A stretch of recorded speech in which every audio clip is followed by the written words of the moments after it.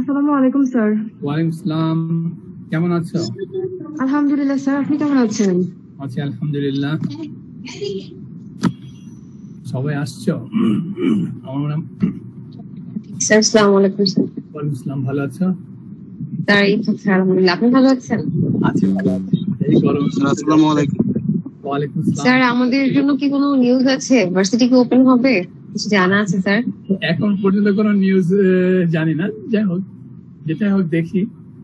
খোলার তো কথা, তাই তো বলছিল যে এই শুক্রবার থেকে ওপেন হবে। এখনো কোনো মেসেজ পাইনি, আজকে রাতে মেসেজ পাই কিনা দেখি। যাই হোক আমরা আজকে ক্লাসটা স্টার্ট করি।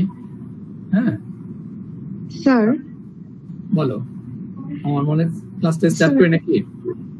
জি স্যার। স্যার একটা প্রবলেম ছিল স্যার। বলো। স্যার ফ্রাইডেতে তো স্যার আপনি কুইজ নিতে চেয়েছিলেন, তো এখন স্যার ভার্সিটি যদি রিওপেন না হয় স্যার, তাহলে কুইজটাকে আপনি অনলাইন নেবেন স্যার। আর যদি ওপেন না হয় তাহলে অনলাইন নেব, বাট কুইজ ঠিকই আছে তোমাদের, ঠিক আছে? জি স্যার। স্যার আমার তো হলো ওই যে সিরাজগঞ্জ থেকে আসতে হয় স্যার, যদি মানে টিকিট বুক করতে হয়, তো স্যার কালকের মধ্যে যদি একটু এনশিওর হতে পারতাম স্যার, মানে এরকম। কালকে ওটা জানাবো, বাট আমি ইউনিভার্সিটি যেভাবে বলে আমি ওইভাবে আসলে অ্যারেঞ্জমেন্ট রাখছি তোমার জন্য কুইজের বিষয়টা, ঠিক আছে? জি স্যার। জি স্যার। মিসেস স্যার আমাদের কুইজের স্লাইড মনে হয় স্যার 4টা টোটালি, 2টা সেশন মিলে। কাইন্ডলি কি আমাদের সেশন 6টা আপাতত স্টপ রাখা যায়, শুধু 5-এর উপরে দেয়, ওখানেই তো অনেক কিছু আছে। স্যার অনেক গরম তো স্যার, মাথায় পড়া ঢুকছে না। তাই আমার তো মনে হয় যে 6টা ইজি হবে, কারণ 6টাতে তোমরা ই কমার্স গুলো আগে পড়ে আসছো, এখানে শুধু বেনিফিটস গুলো আসছে, অথবা pure e commerce, partial e commerce এর ডিফারেন্স গুলো চলে আসছে। এই চ্যাপ্টার নতুন তো তেমন ইন টোটালি অনেকগুলো স্লাইড দেখলাম, 48টা মতো স্লাইড, সবগুলো টাচ করতে হবে তো সময়ও কম।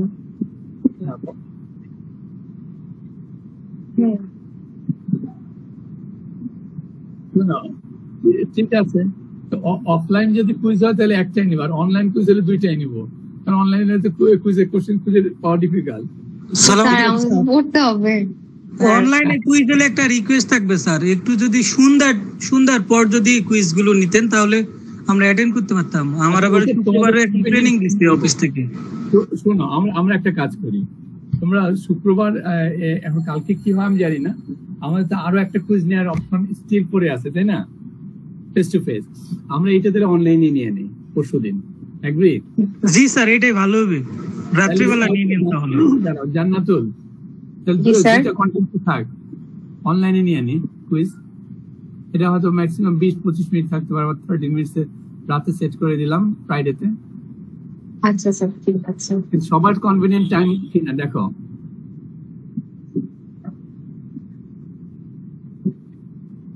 মানে তোমার কোশ্চেন কয়টা দিচ্ছি তার উপর ডিপেন্ড করে টাইম কম বেশি, ভ্যারিয়েশন কোশ্চেনের উপরে হবে। আর এগুলো সবই তো তোমার হয় ম্যাচিং থাকবে, ট্রু ফলস থাকবে, অথবা সিনারি বেসড থাকবে। এগুলো মানে কয়েক সেকেন্ডের মধ্যে হয়ে যাবে একটা আনসার। আর কোশ্চেন কতগুলো সেট করতেছে তার উপর ডিপেন্ড করতেছে, ওইটা নিয়ে তোমরা ওয়ারিড হয় না। তাহলে আমরা পরশু দিনের এক্সামটা আমরা প্রথম অনলাইন এক্সাম নিই।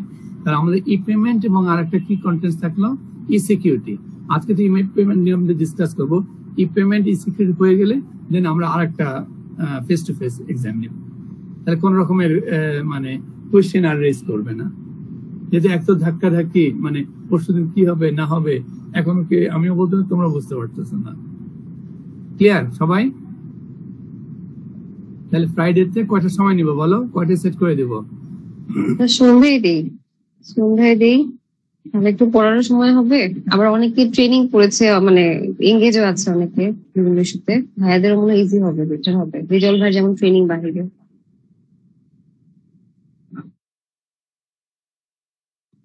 সন্ধ্যায় দিলে স্যার পরে একটু সময় পাবো। আগামী দিন তো একটা প্রেজেন্টেশন আছে না, তো প্রেজেন্টেশনটা কালকে অফিস করে আসলে সন্ধ্যায় তো প্রেজেন্টেশনে থাকবো এঙ্গেজ, তারপরে পড়ার তো বেশি সময় পাবো না। একটু যদি সময় পেতাম ভালো হতো, সন্ধ্যায় হলেই ভালো হবে sir.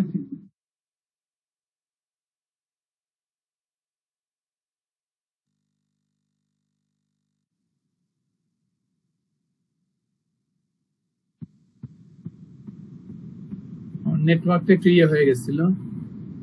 Can you hear me? সন্ধ্যার পরে দিব, কিন্তু সন্ধ্যার পর কটায় দিব বলো? ট্রেনিং আমার পরে বলো, ট্রেনিং কটায় শেষ, কোনটা কনভিনিয়েন্ট টাইম? 8টা 9টা, যে কোনো টাইম আমি সেট করে দিতে পারি। সবাই এগ্রি? 7:15 দিব জান্নাতুল? জি স্যার, সবার জন্য দিতে ভালো হয় স্যার। প্রণব? স্যার 8টায় দিলে ভালো হয় স্যার। স্যার 8টায় দিলে ভালো হয় স্যার। জি স্যার, 8টায় দিলে ভালো হয় স্যার। আচ্ছা তাহলে কি মামুন 8টায় সেট করে দিলাম? ঠিক আছে স্যার, সমস্যা নেই। Thank you very much. তা আসো আজকে আমরা আমাদের কন্টেন্ট নিয়ে একটু ডিসকাস করি। আর তোমাদের অ্যাসাইনমেন্ট একটা সাবমিট করছো অনলাইনে সবগুলো? স্যার দুইটাই সাবমিট করা হয়েছে, ডেডলাইন ছিল দুইটারই। আচ্ছা আমি ওটা চেক করিনি। আর যেটা আমাদের কনভিনিয়েন্ট ডে আসবে সামনে ফেস টু ফেস, তোমার হার্ড কপিটা জমা দিবে, ঠিক আছে? আসো আমরা ক্লাস স্টার্ট করি। আর তোমাদের যে মিড টার্মের এক্সামের নাম্বারগুলো কিন্তু আপলোড করে দিছি। আর খাতাটা তোমরা যে স্যাটারডেতে আসো অথবা কালকে আমি অফিসে আছি, যদি তোমাদের কনভিনিয়েন্ট টাইম হয় এসে আমার সাথে খাতাগুলো দেখে যেতে পারো। তা আসো আমরা স্টার্ট করি নাকি? আচ্ছা নতুন টপিকস। স্যার হাইস্ট কত আসছে? হাইস্ট তো অনেক আসছে। 22 পাইছে কে জানো? কে 22 পাইছো? তোমাদের মধ্যে কেউ 22 পাইছে? খাতাটা সুন্দর লিখছে, আমার নামটা এক্সাক্টলি মনে নাই, আমি দেখে আবার জানাবো না। 21 পাইছে, 20 পাইছে। তা কাজী মোটামুটি ভালোই আসছে। যে পাইছে সে 22, যে পাইছে খুবই সুন্দর লিখছে। 21, 20 এগুলো সবই সুন্দর ছিল। অথবা একটা জিনিস তোমাদের লেখার মধ্যে আমি একটু বলে নিই, তোমরা যখন কোশ্চেন গুলো আনসার করো, ফাইনালও কিন্তু একই ধরনের প্যাটার্ন কোশ্চেন হবে।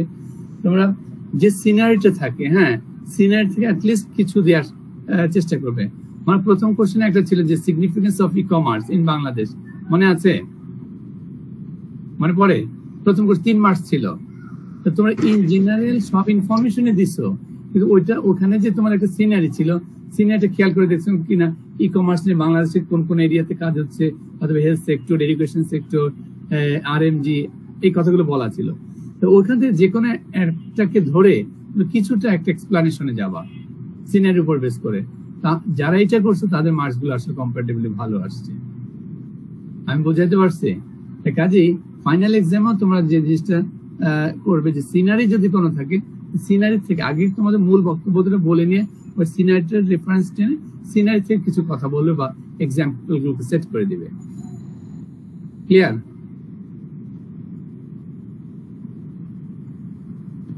স্যার ঠিক আছে। জি স্যার। স্যার কুইজের টপিক তাহলে সবগুলোই থাকবে? কি বললে? কুইজের টপিকস? হ্যাঁ স্যার, কুইজের টপিকস কি সবগুলোই থাকবে?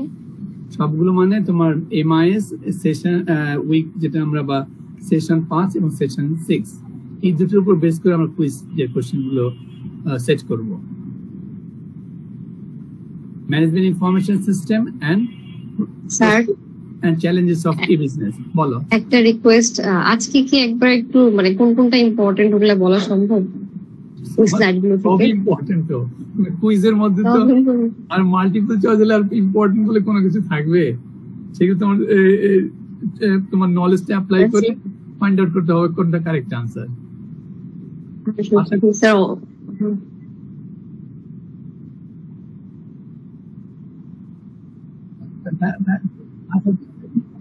আমি তোমাদের তাহলে ওই দুইটা একটু রিভিউ করে নেই।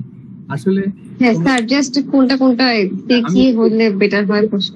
যেভাবে ভাবতেছো আসলে ওই দুইটা চ্যাপ্টার মনে হচ্ছে যে অনেকগুলো কন্টেন্ট, অনেকগুলো স্লাইড, কিন্তু আসলে অ্যাকচুয়াল ইনফরমেশন কিন্তু খুবই অল্প। আসলে আমি একটু রিভিউ করি ওটা, তারপর আমার ই পেমেন্টে আসবো। আচ্ছা এখন এটা কি আমি আবার বলতেছি মামুন, এটা বেসিক কনসেপ্ট ঠিক থাকে, সব ঠিক। আমি তোমাকে বলতে পারি ফোকাসিং পয়েন্ট গুলো আসলে কোন জায়গাগুলো কি পয়েন্ট একটা কন্টেন্টসে, সেটুকু আমি ধরাই দিতে পারবো। যাব? ওকে আসো।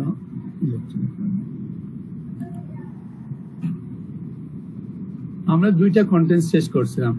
আখি তুমি একটু সুইচটা অন করে রাখো রেকর্ডারের। ঠিক আছে স্যার। ওকে, দেখো আমরা এমআইএস নিয়ে ডিসকাস করছিলাম যে এমআইএস এখানে অনেক কয়েকটা চ্যাপ্টার দেখা যাচ্ছে, তাই না? তুমি দেখতে পারতেছো introduction to management information system. আচ্ছা, আমি সবগুলো শেয়ার করি, দাঁড়াও। 2, 3 পরেরটাও নিয়ে নিই, তারপরে ডিসকাস করি। Prospects and challenges.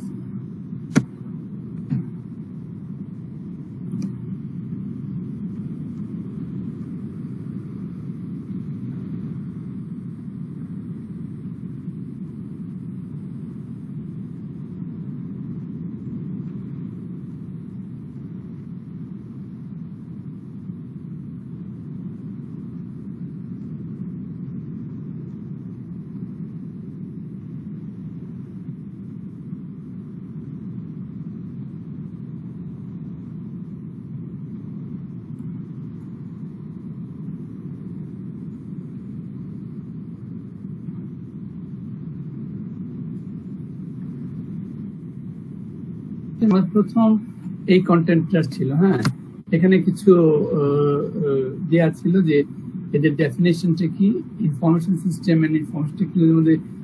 Sir share করেছেন স্ক্রিন? সরি, আমি শেয়ার করি না। Thank you very much.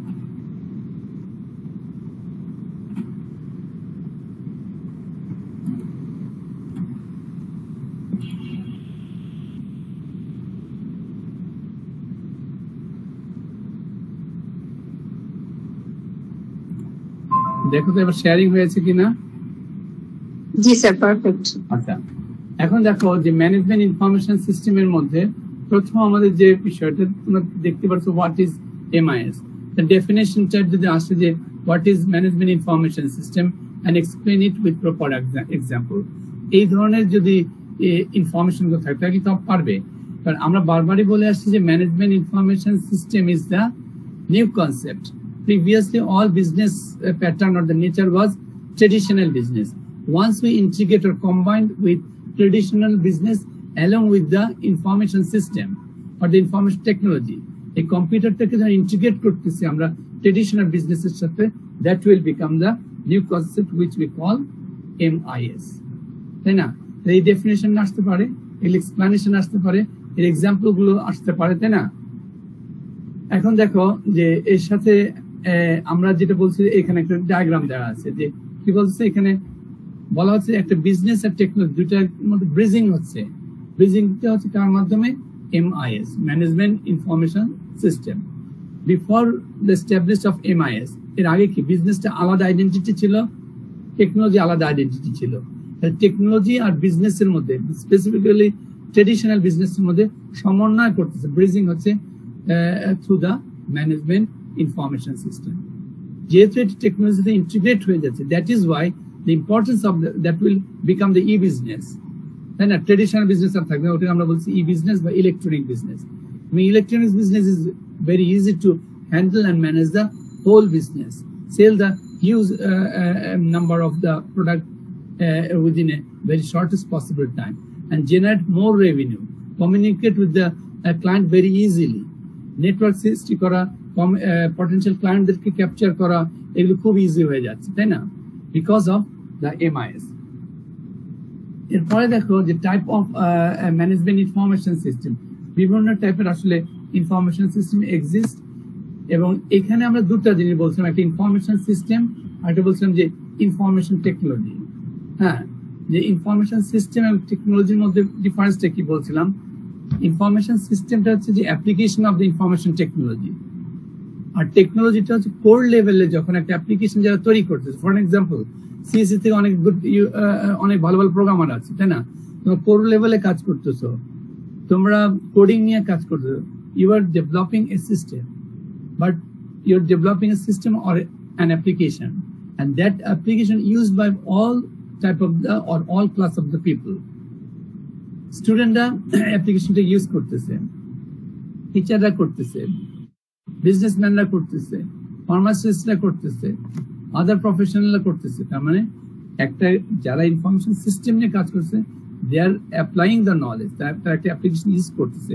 R technology যারা সেই অ্যাপসটাকে তৈরি করতেছে। এখানে একটা ডায়াগ্রাম দেওয়া আছে, এটা আমরা পরের চ্যাপ্টারে আবারও দেখবো যে কোনো বিজনেস অর্গানাইজেশনকে আমরা কটা ভাগে ভাগ করি। এর আগে বলছিলাম টেকনোলজিটা ডেভেলপ হওয়ার সাথে সাথে আমরা একটা ট্রায়াঙ্গেল শেপে, আমরা এর আগেও দেখছি ট্রায়াঙ্গেল শেপে আমরা বিজনেস অর্গানাইজেশন ডিভাইড করতেছি। তিনটা মূল সেগমেন্ট, একটা হচ্ছে operational level, managerial level, executive level. তাহলে একটা বিজনেস অর্গানাইজেশনকে আমরা তিনটা ভাগে ভাগ করছি। সবচেয়ে উপরে যে লেভেলটা থাকতেছে এক্সিকিউটিভ লেভেল, এটাকে টপ লেভেল বলা হয়। সবচেয়ে নিচে যেটা থাকতেছে ওয়ার্কার লেভেল, অপারেশন লেভেল, আর এই দুটার মাঝখানে যেটা থাকতেছে সেটা ম্যানেজারিয়াল লেভেল। এই তিনটা লেভেলের মধ্যে চারটা সিস্টেম বা চারটা প্রসেস কাজ করে আমরা পরের চ্যাপ্টারে দেখতেছি। এই জায়গাটা হলো মূল ফোকাসিং পয়েন্ট একটা বিজনেস অর্গানাইজেশনের ক্ষেত্রে, এই ট্রায়াঙ্গেলটা। এখন আসো আমরা যদি দেখি, এখানে আমরা ভাগ করছিলাম senior manager, middle manager, operational manager. এই অপারেশনাল ম্যানেজারটা হচ্ছে সেই operational level, middle manager managerial level, senior manager that is the executive level. Ultimately এই তিনটা অবস্থানেই থাকতেছে হোল বিজনেস অর্গানাইজেশন, এবং এটা একটা ট্রায়াঙ্গেলকে ফলো করতেছে। আমরা পরের চ্যাপ্টারটা দেখবো। এরপরে বলছিলাম যে ডেটা ভার্সেস ইনফরমেশন, তোমাদের মনে থাকার কথা। আমি এখান থেকে না পড়া আরেকটা স্লাইড দেখাচ্ছিলাম যে ডেটা এবং ইনফরমেশনের মধ্যে ডিফারেন্সটা কি। দেখো আমি এই স্লাইডটার মধ্যে তোমাদের একটা স্লাইড দেখাচ্ছিলাম, তোমাদের মনে আছে কিনা, এটা তোমাদের ইয়েতেও আছে। এই দেখো একটা স্লাইড,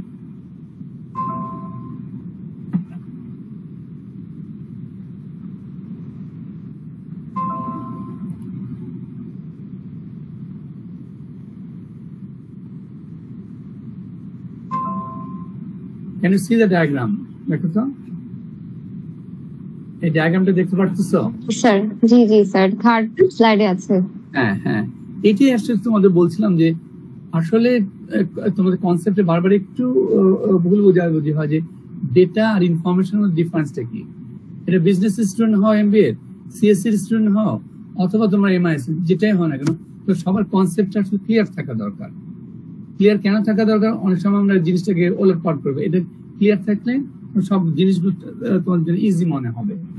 মনে করো আমরা একটা কম্পিউটারের কথা বলছিলাম, সবাই যেন কিবোর্ডের সামনে যখন বসো, কিবোর্ডে কি থাকে, বিভিন্ন কি থাকে, A B C, capital letter হতে পারে, স্মল লেটার হতে পারে।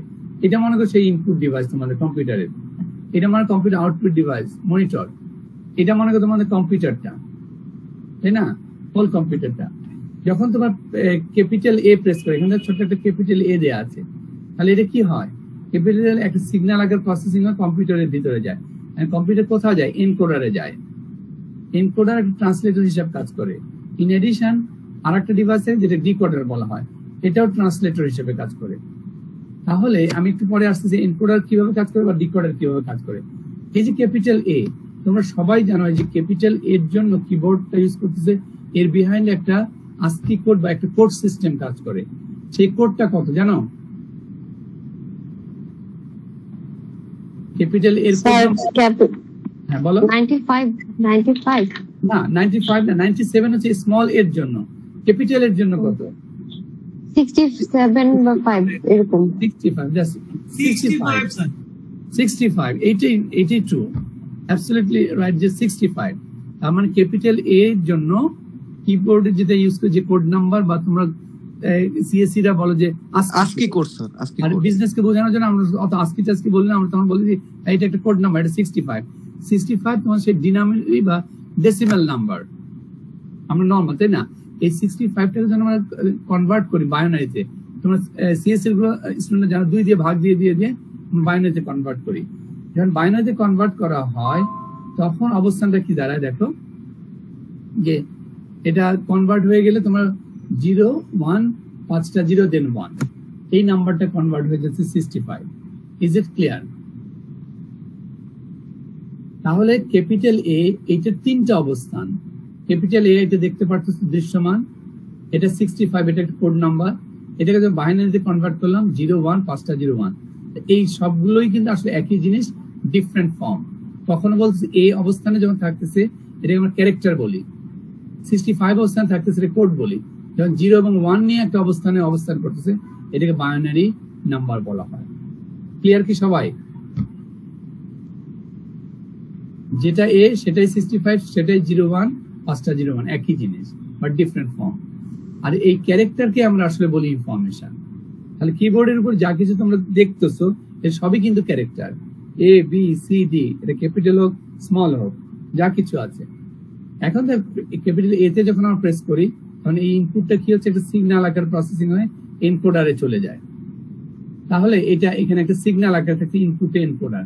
এনকোডারটা এই সিগন্যালটা দেখে বুঝতে যে ভোল্টেজটা দেখে বুঝে যায় এটা কার জন্য ভোল্টেজ, ক্যাপিটালের জন্য ভোল্টেজ না ক্যাপিটাল বিট জন্য, মানে এক একটার অবস্থান এক একটা ডিস্টেন্সে থাকতেছে। সেই অনুযায়ী ভোল্টেজটা দেখে বোঝা যায় যেটা এ ক্যাপিটাল এর ভোল্টেজ। তখন এই সিগন্যালটা তার ইকুইভ্যালেন্ট বাইনারি নাম্বারে কনভার্ট হয়ে যায়, 01 পাঁচটা 01। এই যে বাইনারি ফরমেশন এটাকেই বলা হচ্ছে ডেটা। যতক্ষণ পর্যন্ত বাইনারি আকারে থাকবে ততক্ষণ এটাকে আমরা ডেটা বলবো।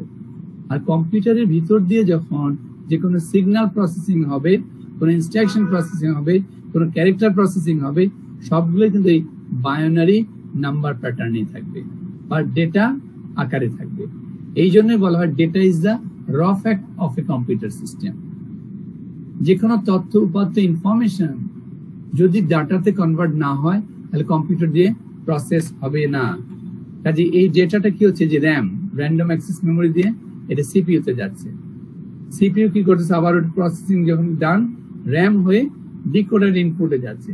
ডিকোডার ইনপুটে ডেটাটা বা এটা বাইনারি নাম্বার, তাই তো? ডিকোডার এটাকে আবার সিগন্যালে কনভার্ট করে দেয়।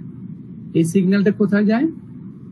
আউটপুট ডিসপ্লে বা মনিটরে যাচ্ছে, এবং মনিটরে এই সিগন্যালটা দেখে বুঝে যায় এর কম্পেয়ারেটর বলে একটা পার্ট আছে, এই সে বুঝে যায় যে ভোল্টেজটা কার ভোল্টেজ। যদি এটা এর ভোল্টেজ দেয় তখন এর ইকুইভ্যালেন্ট এটা ডিসপ্লে ইউনিটে চলে আসে। এটাই হচ্ছে একটা ইনফরমেশন। তাহলে আলটিমেটলি ইনফরমেশন আমরা দুই জায়গায় পাচ্ছি, আউটপুট ডিসপ্লে এ এটাও ইনফরমেশন, ইনপুটে যেটা দেখলাম ক্যাপিটাল এ এটাও কিন্তু ইনফরমেশন। এগ্রি কিনা? রাইট।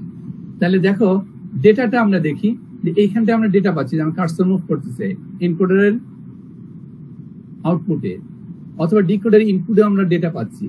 অর্থাৎ কম্পিউটার ভিতর দিয়ে যতক্ষণ মুভমেন্ট অবস্থা থাকতেছে সেই সিগন্যালের ক্যাপিটালে ততক্ষণ সে ডেটা ফর্মে অবস্থান করতেছে। তাহলে এই সম্পূর্ণ whole system input device computer monitor এর মধ্যে দিয়ে ক্যাপিটালের মুভমেন্টটা হচ্ছে এর দুটো অবস্থানে, ইদার ডেটা আকারে অথবা ইনফরমেশন আকারে। আমার সাথে এগ্রি কিনা?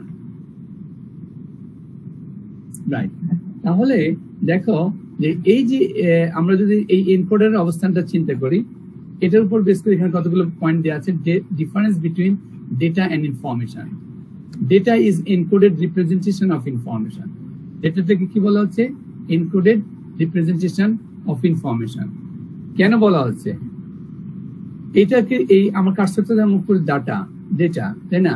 এনকোডারের আউটপুট ডিভাইস। তাহলে আমরা বলতে পারি ডেটা ইজ এনকোডারের ভিতর দিয়ে আসছে এনকোডেড রিপ্রেজেন্টেশন অফ ইনফরমেশন। এই ক্যাপিটাল এটাকে আমরা ইনফরমেশন বলতেছি, তাই না? তাহলে এইটা এই ক্যাপিটালে আর এনকোডারের আউটপুটটা কনসিডার যদি করি তাহলে বলা যেতে পারে data is the encoded representation of information.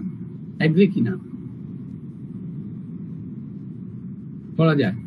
ঠিক একইভাবে আউটপুটে যদি আসি, এইখানে দেখো এই এটা ইনফরমেশন, এই ইনফরমেশনটাকে যদি আমরা কনসিডার করি, এই ইনফরমেশনটা ডিকোডারের মাধ্যমে আসছে, তাই তো? তাহলে আমরা এই কথাটা বলতে পারি information is the decoded representation of data. বলা যায়।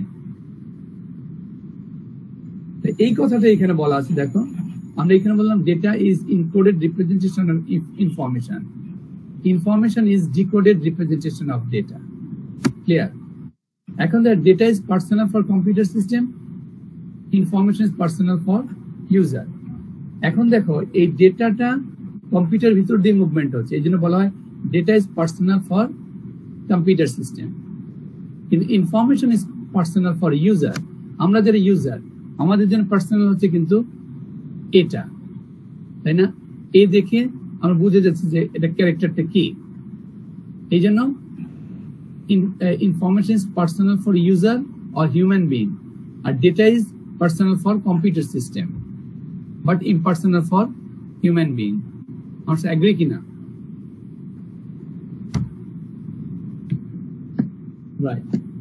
এই কথাটা এই পরের লাইনে আসলে বলা আছে, তোমরা যদি দেখো যে data is personal for computer system, আর ডেটা যদি কম্পিউটার যদি পার্সোনাল হয় তাহলে হিউম্যানের জন্য কি হবে, ইউজারের জন্য কি হবে, ইম্পার্সোনাল না না এই ডেটাটা হিউম্যানের জন্য হবে ইম্পার্সোনাল, আর ইনফরমেশন পার্সোনাল ফর ইউজার, আর ইনফরমেশন ইউজারের জন্য যে পার্সোনাল হয় তাহলে কম্পিউটারের জন্য কি হবে, ইম্পার্সোনাল।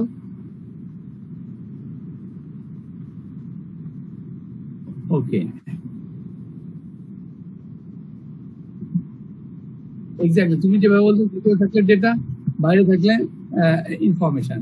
এখন ইনফরমেশনটা তো আসলে ইউজারের জন্য, তার মানে এটা ইউজারের জন্য পার্সোনাল, তাহলে ইনফরমেশনটা ইম্পার্সোনাল ফর কম্পিউটার সিস্টেম,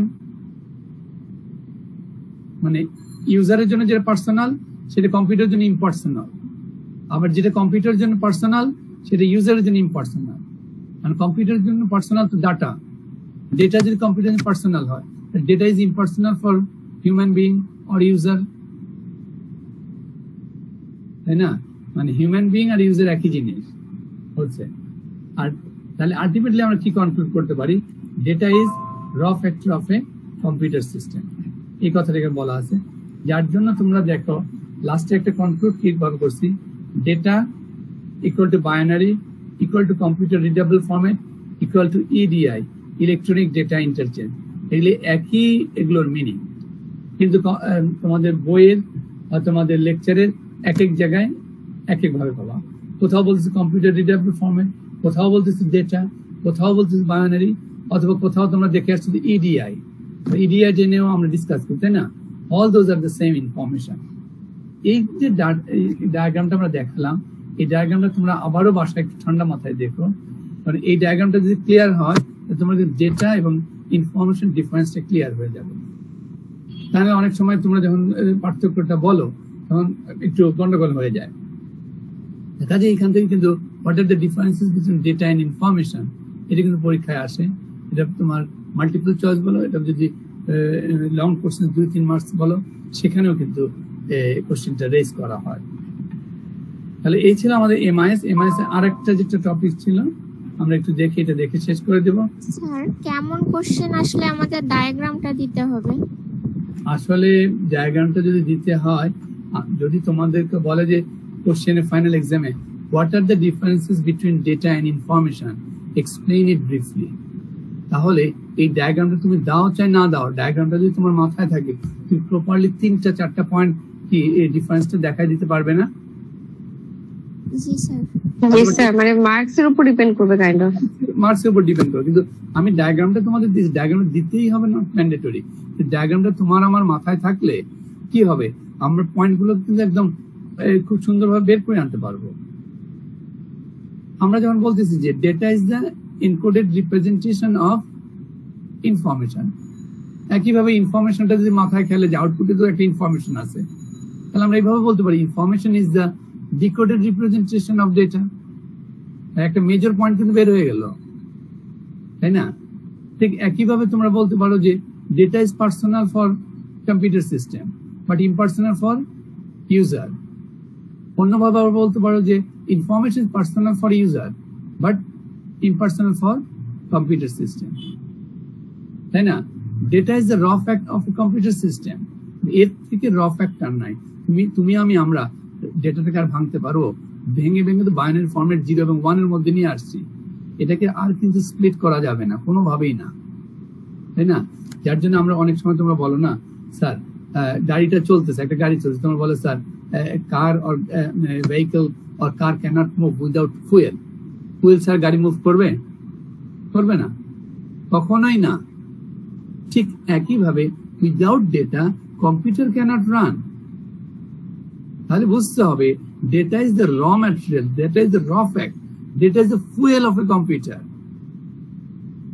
এখন তুমি আমি যা কিছু, তুমি যখন বলবো স্যার আমি একটা ইমেজ পাঠাচ্ছি, স্যার আমি একটা ভিডিও পাঠাচ্ছি, স্যার আমি ক্যারেক্টার পাঠাচ্ছি, আমি বিভিন্ন নাম্বার প্রসেস করছি আমার কিবোর্ড দিয়ে, স্যার সবই তো ডেস্টিনেশন চলে যাচ্ছে। ডেস্টিনেশন যাবে, কিন্তু এই যে ক্যারেক্টার, এই যে অডিও, এই যে ভিডিও, সবগুলোই কিন্তু আসলে আলটিমেটলি ডিজিটাল নাম্বার কনভার্ট হয়ে তারপরে ইনপুট মানে কম্পিউটার যে প্রসেসিংটা হচ্ছে, ডাটায় কনভার্ট না হলে কোনোভাবেই কম্পিউটার এটাকে প্রসেস করবে না। এই জন্য বলা হয় data is the raw fact of a computer system, like fuel of a car. Without data computer cannot run, like a without fuel car cannot run. Car যেমন রান করবে না ফুয়েল ছাড়া, ডেটা ছাড়া কম্পিউটার রান করবে না। এই জন্য এই জায়গাটা খুবই ইম্পর্টেন্ট, ক্লিয়ারলি বোঝা দরকার। এটা তুমি বিজনেসের স্টুডেন্ট হও, তুমি এমআইএস স্টুডেন্ট হও, তুমি সিএসসি স্টুডেন্ট হও, সবাইকে এটা বুঝতে হবে। ক্লিয়ার? তাহলে আমার মনে হয় তোমরা একবার দেখলে এটা পারবে। আমার মনে নেক্সটে আমরা চলে যাই। নেক্সট ডিসকাশন আমাদের এই চ্যাপ্টারটা এমআইএস মূল বিশাল মনে হয় চ্যাপ্টারটা। আলটিমেটলি চ্যাপ্টার ভিতরে খুব বেশি যে ইনফরমেশন আছে তা না। আমি একটু এটা অফ করে দেব। হ্যাঁ,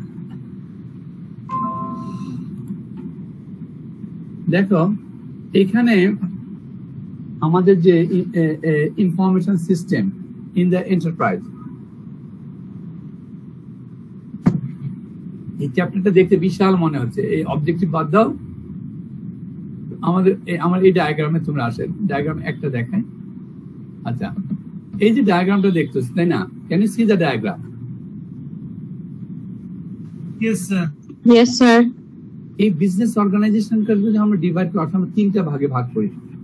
নিচে একটা ভাগ আছে যে লাইনগুলো দেওয়া আছে, এটাই হচ্ছে তোমাদের অপারেশনাল লেভেল। এই যে অপারেশনাল লেভেল, মাঝখানে পার্টটাকে আমরা কি করছি? ম্যানেজমেন্ট লেভেল ভাগ করছি। সবচেয়ে উপরটা কিভাবে ভাগ করছি?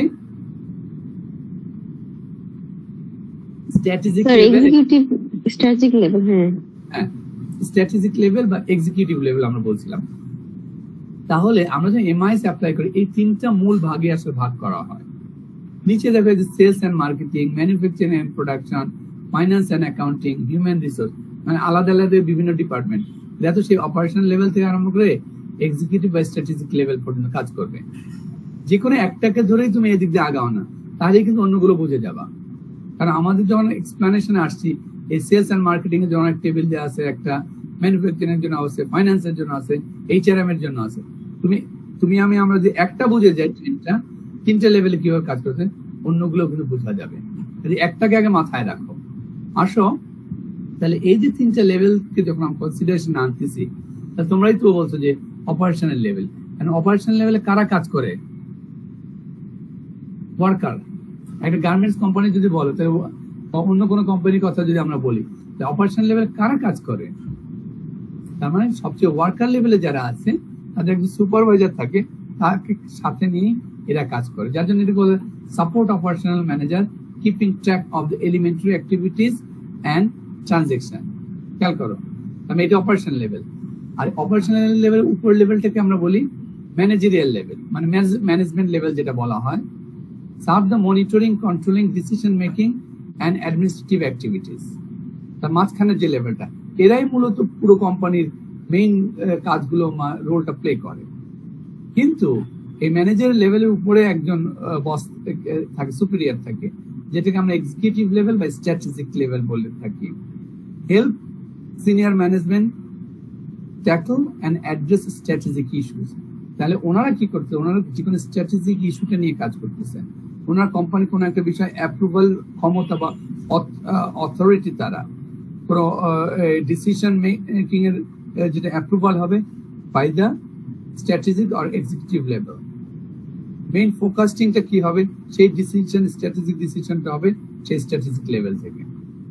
কাজেই আমরা যেটা দেখতেছি, এই যে কোনো বিজনেস অর্গানাইজেশন তিনটা ভাগে ভাগ করতে পারতেছি। এটা তুমি আমাদের গার্মেন্টস ইন্ডাস্ট্রি বলো, এটা আমাদের ফার্মাসিউটিক্যাল কোম্পানি বলো, এটা এনি আদার কোম্পানি বলো, যেটাই বল না কেন, সব জায়গায় কিন্তু এই তিনটা ডিভিশনে ভাগ করা থাকবে: অপারেশনাল, ম্যানেজারিয়াল, স্ট্র্যাটেজিক লেভেল। এই তিনটা লেভেলই বুঝে। এখন একটা কোম্পানি যদি বুঝে যাও, সব কোম্পানি কিন্তু বোঝা সম্ভব হবে, তাই না? এখন এই যে তিনটা লেভেল, এই তিনটা লেভেলে চারটা সিস্টেম কাজ করে। এর আগেও বলছে, মনে আছে? তিনটা যে লেভেলের কথা বললাম একটা অর্গানাইজেশনের, এই তিনটা লেভেল কটা সিস্টেমে কাজ করে? চারটা। এখানে দেখো গ্রিন কালার যে বলে দেওয়া আছে টিপিএস, ট্রানজেকশন প্রসেসিং সিস্টেম। এই টিপিএসটা কাজ করে সেই অপারেশনাল লেভেলে। ক্লিয়ার? মাঝখানে দুটো লাল কালার দিয়ে বলা আছে management information system and decision support system, MIS and DSS। এই দুটো লেভেল কোথায় কাজ করে? ম্যানেজারিয়াল লেভেলে, মাঝখানে লেভেলে কাজ করে অর্গানাইজেশনে। সবচেয়ে নিচে যেটা আছে blue colour, executive support system, এটা সবচেয়ে টপ লেভেলে কাজ করে অর্গানাইজেশনে। That is the strategic level. তাহলে এই তিনটা লেভেলের মধ্যে আমাদের চারটা সিস্টেম কাজ করতেছে, এই জন্য বলা মেজর টাইপ অফ সিস্টেম। এবং চারটা সিস্টেমের মধ্যে আমাদের মাঝখানের যে লেভেলটা আছে ম্যানেজারের লেভেলে কাজ করতেছে দুইটা সিস্টেম, একটা MIS একটা DSS। এই জন্য সিস্টেম চারটা ভাগ হয়ে গেছে। এগ্রি কিনা? জি স্যার। এখন যেগুলো করতে হবে এই প্রতিটা সিস্টেম সম্পর্কে তোমাকে আমাকে জানতে হবে। এখানে একটা ডায়াগ্রাম দিয়ে বলা আছে, এটা এক্সপ্লানেশনটা হয়তো পরের পেজে দেওয়া আছে। প্রথমটা দেখো যে এই যে TCP কি, ট্রানজিশন প্রসেসিং সিস্টেম কি, এটার এক্সপ্লানেশনটা দেওয়া আছে। তাহলে ছোট ছোট 2 থেকে 3 মার্কসের শিখবা যে what is transition processing system, explain it with proper example. কারণ অর্গানাইজেশন যেটা ওয়ার্কার লেভেল, একটা গার্মেন্টস কোম্পানির কথা যদি বলি, ওয়ার্কাররা যেখানে কাজ করতেছে, যার শার্টটা সেলাই করতেছে, বাটনটা লাগাচ্ছে শার্টের, দে আর ওয়ার্কিং ইন কি বলবো যে অপারেশনাল লেভেল। এবং এদের যে প্রসেসিং, এটাই হচ্ছে ট্রানজিশন প্রসেসিং সিস্টেম। তাদের উপরে কিন্তু কোম্পানি তাকায় আছে এবং দাঁড়ায় আছে তাদের উপরে। তারা দিন শেষে দেখতেছে যে ওয়ার্কাররা কতগুলো শার্ট তৈরি করলো, 10টা করলো না 100টা না 1000টা করলো। কোম্পানি যে ডিমান্ড অনুযায়ী সাপ্লাই যদি দিতে না পারে, যদি শার্ট প্রডিউস করতে না পারে, তাহলে কিন্তু কোম্পানি বিব্রতকর অবস্থা করবে। এই যে লেভেলটা, এটাকে আমরা বলছি ট্রানজিশন প্রসেসিং সিস্টেম। এবং এই লেভেলে একজন সুপারভাইজার থাকে এবং এরা যা কিছু করে ইনফর্মাল ওয়েতে করে, but end of the day তারা কাউন্ট করতেছে টোটাল কতগুলো প্রোডাক্ট তৈরি করা হলো, then they deliver those product to the managerial level. Managerial লেভেলে যে কতগুলো তৈরি করলে এগুলো ফর্মাল ওয়েতে এগুলোকে রাখা হচ্ছে বা সাজানো হচ্ছে। তা এখানে আমরা যেটা বলতেছি যে TPS এর ক্ষেত্রে একটা টেবিল, তোমরা যে একটা টেবিল দেখো তাহলে এইভাবে অন্য টেবিলগুলো তোমরা পারবে। শুধুমাত্র বলা আছে TPS এর ক্ষেত্রে major function, major application.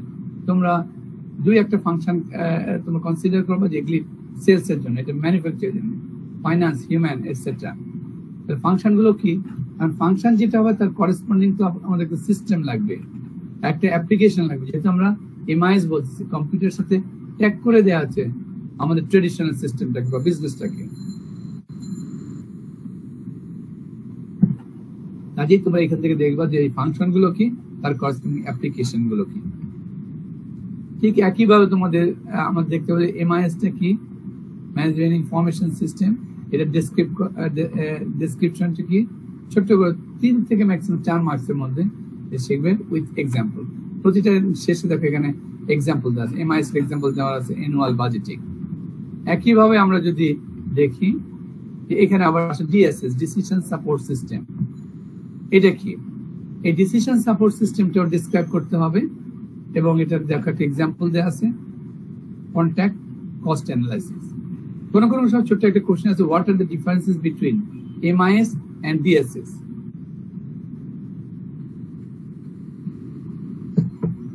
Difference between MIS and DSS. আমাকে বলো তো এই MIS এবং DSS এর মধ্যে মেজর একটা ডিফারেন্স বলো। কি ডিফারেন্স? দুইটাই তো সেম লেভেলে, MIS আর DSS। What is the basic difference between MIS and DSS? Sir MIS এ সকল ডাটা নিয়ে রিপোর্ট করে আর DSS এ একটা গ্রাফিক্যালি রিপোর্ট করে। That's good. এই রেজাল্ট যে কথাটা বলে একদম পারফেক্ট আনসার। এটা কিন্তু তোমার শর্ট কোর্সেও আছে, অনলাইনে আসতে পারে, যখন ফাইনাল এক্সামে তখন আসে। What are the differences between MIS and DSS? রেজাল্টের যে কথাটা, so major difference, the DSS can represent the graphical information rather than the data. মনে করো ওয়ার্কার লেভেল থেকে অপারেশনাল লেভেল থেকে একটা টেবিল ডাটা আসছে, 1 পেজ ভর্তি ডাটা। MIS এই ডাটাটাকে কি করবে?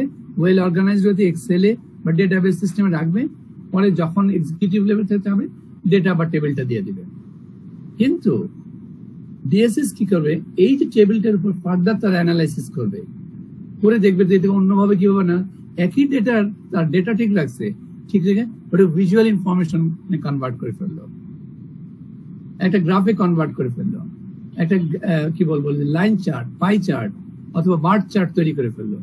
মানে চার্টটা তৈরি করে, গ্রাফটা তৈরি করে গ্রাফিক্যাল রিপ্রেজেন্টেশন প্রেজেন্ট করলো এক্সিকিউটিভ লেভেলের কাছে। So which information is more acceptable by the executive level if they receive both data from the MIS and visual information from the DSS? কোনটা অ্যাকসেপ্টেন্সটা বেশি হবে? Obviously DSS. Obviously DSS. এই জন্যই DSS is special আর একটা more analytical compared to the MIS, and they try their level best to represent the graphical information to present it to the higher authority. Clear? এই কোশ্চেনটা বিভিন্ন ভাবে আসে, এই জায়গাটা মাথায় রাখবা, ঠিক মতো যে আনসার করতে পারো। 3 মার্চ 4 মার্চ যেটাই থাকুক না কেন, 1 মার্চ যেটাই থাকুক না কেন, 1 মার্চ চাইলে তোমার মেজর পয়েন্টটা বলে দিতে হয়, 4 মার্চ থাকলে একটু এক্সপ্লেনেশনে তোমার যেতে হয়। আসো আমরা ইয়েতে যাই, দেখো তাহলে এগুলো সব ছোট ছোট শর্ট নোট। এখন দেখো যে এটা আবার ডিএসএস আমরা তো এটা ডিসকাস করলাম, একইভাবে দেখো ইএসএস এর ডেসক্রিপশনটা এখানে দেওয়া আছে। 3 থেকে মনে করো 3 মার্চ থাকে, what is ESS, explain it briefly with proper example. সবগুলো শেষে দেয় এখানে 5 ইয়ার্স অপারেটিং প্ল্যান, এটা ইএসএস এর একটা এক্সাম্পল, ডেসক্রিপশনটা দেওয়া আছে, শর্ট করে ডেসক্রিপশন গুলো শিখবে। আলটিমেটলি কি হলো, দেখতে আমাদের কাছে অনেক কিছুই মনে হচ্ছে, কিন্তু আলটিমেটলি আমরা কি পেলাম যে একটা বিজনেস অর্গানাইজেশনের ক্ষেত্রে আমরা 3টা লেভেল পেলাম। 3টা লেভেলে কয়টা সিস্টেম আছে? 4টা সিস্টেম। প্রতিটা সিস্টেমের শর্ট ডেসক্রিপশন গুলো শিখবা 3 থেকে 4 মার্কস। 3 থেকে 4 মার্কস যদি শিখো, 1 মার্কসের চেলো যদি কোশ্চেন রেজ করে ইউ ক্যান আনসার। আর মাঝখানে যেটা বললাম, what is the difference between MIS and DSS, এটা পারবে। কোন সময় আসে what is the difference between MIS and ESS অথবা DSS and ESS, executive support system, তাহলে পারবে না? জি স্যার ইনশাআল্লাহ। তার মানে আলটিমেটলি আমাদের মূল ফোকাসিং কিন্তু ওই 4টা ইয়াতেই, 4টা সিস্টেমের উপরে, আর কিছু না। আর প্রতিটা সিস্টেম তোমরা ধরে রাখবা মাথায় যে আমরা 3 থেকে 4 মার্কসের আনসার করতে পারি, কোশ্চেন যেভাবে করুক না ইউ ক্যান আনসার। এটা হলো মূল এখানকার মানে ডিসকাশনের ইস্যু গুলো। এরপরে আসো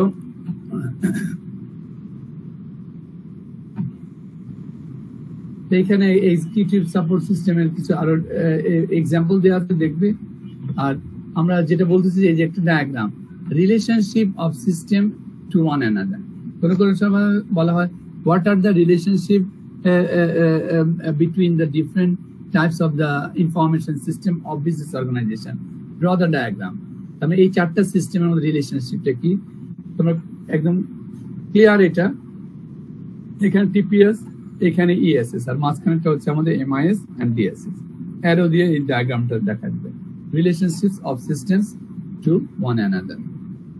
2-3 মাস থেকে সিস্টেমটা ডায়াগ্রাম ড্র করতে বলে।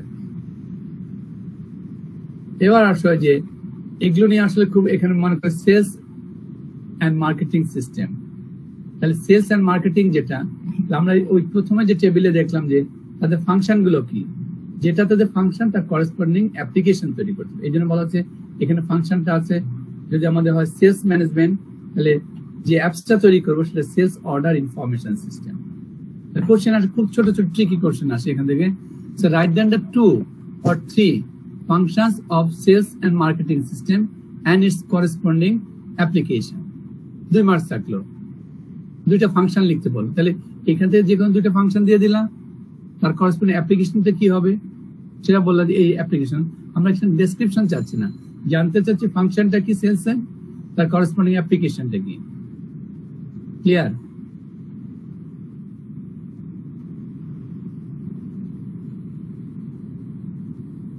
Can you hear me? জি স্যার জি। ওকে, ঠিক ওইটার উপর বেস করে একটা টেবিল দেয়া আছে। তুমি একটা টেবিল যদি বুঝো, তুমি 4টা টেবিলও বুঝবে। এটা সেলস আর মার্কেটিং এর জন্য system, description, organisation level. And সিস্টেমের ক্ষেত্রে বলা হচ্ছে অর্ডার প্রসেসিং, প্রাইসিং অ্যানালাইসিস, এগুলো বিজনেস লাগতে পারে। সেলস ট্রেন্ড ফোরকাস্টিং, অর্ডার প্রসেসিংটা আলটিমেটলি আমাদের কোথায় পড়তেছে যে দেখো এটা বলেছে description, inter process and track order. Price অ্যানালাইসিসের ক্ষেত্রে কি হচ্ছে, determine price for products and services. তার প্রথম যেটা inter process and track order, এটা আসলে কোন লেভেলে পড়তেছে, এটা অপারেশন লেভেলে পড়তেছে, সবচেয়ে নিচের লেভেলে বিজনেসের অর্গানাইজেশনে। আর প্রাইসিং অ্যানালাইসিস কোথায় পড়তেছে, ম্যানেজারিয়াল লেভেল। আর সেলস ট্রেন্ড ফোরকাস্টিং এটা হবে এক্সিকিউটিভ লেভেল বা স্ট্র্যাটেজিক লেভেল। ক্লিয়ার? তাহলে সেলস এন্ড মার্কেটিং এর ক্ষেত্রে আমরা দেখলাম তিনটা column, system, description, organisation level.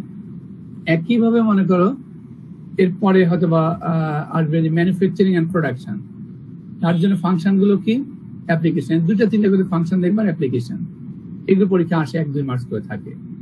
ঠিক তার করসপন্ডিং টেবিল, আগের টেবিলটা যদি বুঝো এটাও বুঝতে পারবা। তার মানে এর বিভিন্ন সিস্টেম গুলোকে তিনটা অপারেশন লেভেলে কিভাবে ভাগ করা হচ্ছে। কাজেই এগুলি একটা টেবিল বুঝে এটাও বুঝতে, finance and accounting, human resource, এই 4টা। কাজেই একটা যদি টেবিল বুঝো তার ফাংশন গুলো কি, তার কি বলবো যে অ্যাপ্লিকেশন গুলো কি, তাহলে কিন্তু আমাদের হয়ে যাচ্ছে। এরপরে দেখো যে বিজনেস প্রসেস এন্ড ইনফরমেশন, এখানে ছোট ছোট কোশ্চেন আছে। What is business process, explain it briefly. এই বিজনেস প্রসেসের মধ্যে আসলে কতগুলো ইনফরমেশন আছে আমরা একটু দেখব। এর মধ্যে আচ্ছা, এর manufacturing, production, sales and marketing, ওই একই জিনিস ঘুরে ঘুরে আসছে। Finance, accounting, human resource. তার মানে এটা বিজনেস প্রসেসের ক্ষেত্রে এই 4টা এক্সপ্লেনেশন গুলো দেওয়া আছে, এটা একটু তোমরা দেখে নিবে। এর নতুন কোনো কিছুই নাই, ওই জিনিসগুলো বিজনেস প্রসেসের মধ্যে আবার রিপিট করছে। এরপরে ক্রস ফাংশনাল বিজনেস প্রসেস, আমরা বলছিলাম যে ক্রস ফাংশনাল তোমার মনে থাকার কথা, এটা একটা ইম্পর্টেন্ট টপিক মাঝে মাঝে আছে। What is cross functional activities of A business, কারণ যখন একটা আরেকটার সাথে মিল থাকে। এর আগে বলছি একটা বিজনেস অর্গানাইজেশনে তোমরা যখন একটা ফুড পান্ডায় ফুড অর্ডার করো অনলাইনে, মানি রেমিট করে দিলাম, তা অর্গানাইজেশনে যখন যারা ডেলিভারি দিবে, রাইট, তারা ডেলিভারি দিবে, যারা সেল করতেছে তাদের সাথে রিলেটেড ডেলিভারি সেকশন তোমার প্রোডাক্টটা ডেলিভারি দিবে। তার ডেলিভারি দেওয়ার আগে অবশ্যই তারা তাদের ফাইন্যান্সকে জিজ্ঞাসা করবে যে ক্লায়েন্ট আর কাস্টমার পেইড দ্য মানি, তোমাদের পেমেন্টটা ক্লিয়ার হয়েছে কিনা সেটা জানতে যাবে না। ক্লিয়ার না হলে তো সে প্রোডাক্ট ডেলিভারি দিবে না, দিবে? রাইট। এই যে সেলস এর সাথে বা কি বলবো যে যারা ডেলিভারি দিবে তাদের সাথে যে তাদের অর্গানাইজেশন অ্যাকাউন্টস এর যে রিলেশনশিপ, একটা আর একটা ক্রস ফাংশনাল অ্যাক্টিভিটিস। তারা তাদের নিজস্ব অ্যাকাউন্টে জিজ্ঞাসা করে নেবে এই পেমেন্টটা ক্লিয়ার হয়েছে কিনা। If the payment is clear, only then they can deliver the product to the client or the customer. তো বুঝতে পারতেন এই ক্রস ফাংশনাল অ্যাক্টিভিটিস এর মানে what is cross functional activities of A business process or any business organization. Explain it with proper example. এইখানে 2-3 মাস থাকে, ঠিক আছে? এই জায়গাটা তোমরা একটু খেয়াল করো, যে না বুঝে আমাকে আবার জিজ্ঞাসা করো। এই ক্রস ফাংশনাল অ্যাক্টিভিটিস। এখন আসো এখানে, আচ্ছা এরপরে দেখো যে এই যে এন্টারপ্রাইজ আমরা বারবার কথা বলছি, এই এন্টারপ্রাইজের মধ্যে আসলে কয়েকটা সিস্টেম আছে। আমি আগেও বলছি এন্টারপ্রাইজ সিস্টেম, যেটাকে আমরা ইআরপি বলি, তোমরা এন্টারপ্রাইজ রিসোর্স প্ল্যানিং, এটা সব বিজনেস অর্গানাইজেশন, সব ব্যাংকিং সেক্টর এখন ইউজ করতেছে। কাজে এই ইআরপি একটা, সাপ্লাই চেইন ম্যানেজমেন্ট সিস্টেম একটা, customer relationship management system, knowledge management system. এখন এই সিস্টেমগুলো কি, শর্ট এক্সপ্লেনেশন 2 থেকে 3 মার্কস বা 4 marks maximum. What is ERP, explain it briefly. What are the example of ERP, example set করে দিবা। What are the advantage of ERP, what are the disadvantage or demerits of ERP. ঠিক একইভাবে supply chain management, customer relationship management, এগুলোর ছোট ছোট description শিখবে 2 থেকে 3 marks. এর অ্যাডভান্টেজ কি, ডিসঅ্যাডভান্টেজ কি। একইভাবে নলেজ ম্যানেজমেন্ট সিস্টেম। এই যে 4টা সিস্টেম আছে, আলটিমেটলি তোমাদের বিষয়গুলো কি দাঁড়ালো, এই 4টা সিস্টেমের ডেসক্রিপশন, তাদের অ্যাডভান্টেজ, ডিসঅ্যাডভান্টেজ এন্ড এক্সাম্পল। পারবে না? হ্যাঁ, আলটিমেটলি আমাদের কি দাঁড়ালো দেখো, আমরা যদি ওভারভিউ আবার এমআইএস টা দেখি, এমআইএস টা অবশ্যই ইম্পর্টেন্ট একটা টপিক, যদিও এমআইএস স্টুডেন্ট হয়তো এই সাবজেক্টে করে আসছে, সিএসসি বা এমবিও তো হয়তো বা করে আসছে, কিন্তু সিএসসি এর ক্ষেত্রে আমি যেটা বলতে যাচ্ছি, এখানে কিন্তু আমার খুব বেশি সিস্টেম। আমরা প্রথম ফোকাস করছি একটা বিজনেস অর্গানাইজেশন, যার তিনটা লেভেলের 4টা সিস্টেম, তাই না? যে আমরা অপারেশনাল লেভেলের আমরা ট্রানজাকশন প্রসেসিং সিস্টেম, তারপর আমরা এমআইএস এবং ডিএসএস, সবচেয়ে নিচে যেটা ছিল স্ট্র্যাটেজিক লেভেল। এই 4টা লেভেল মানে সিস্টেমের ডেসক্রিপশন সম্পর্কে আমরা জানবো, বিজনেস অর্গানাইজেশনের সাথে তাদের রিলেশনশিপ কি, এবং এগুলো বিভিন্ন সেলসকে অথবা মার্কেটিং কিংবা আমরা যদি এইচআর কি কাউন্ট করি, তাদের অবস্থানটা কি অপারেশন লেভেল থেকে আমাদের কি বলবো যে এক্সিকিউটিভ লেভেল পর্যন্ত। ঠিক একইভাবে আমরা লাস্টের দিকে এসে বা ক্রস ফাংশনাল অ্যাক্টিভিটিসটা দেখলাম, বিজনেস প্রসেসটা কি সেটা জানলাম, এবং আরো 4টা সিস্টেম সম্পর্কে জানলাম, ERP, supply chain management, customer CRM, আমরা সবাই জানি এটা ব্যাংকিং সেক্টর বা business organization related, customer relationship management and knowledge management system. এগুলো short description, merits, demerits, example. Ultimately খুব বেশি কিছু এর ভেতরে আমরা পেলাম না।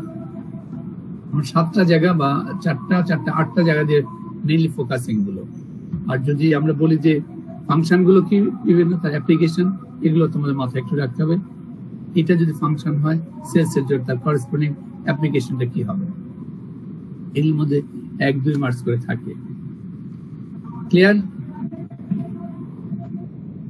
আচ্ছা, তাহলে এবার আসো আমরা আমাদের যে আরেকটা চ্যাপ্টার ছিল, যেটা আরো আসলে সহজ, তোমরা ওটাকে হয়তো অনেক কঠিন ভাবতেছো, আমরা রিভিউ করে তারপর ই পেমেন্টের দিকে একটু মুভ করবো।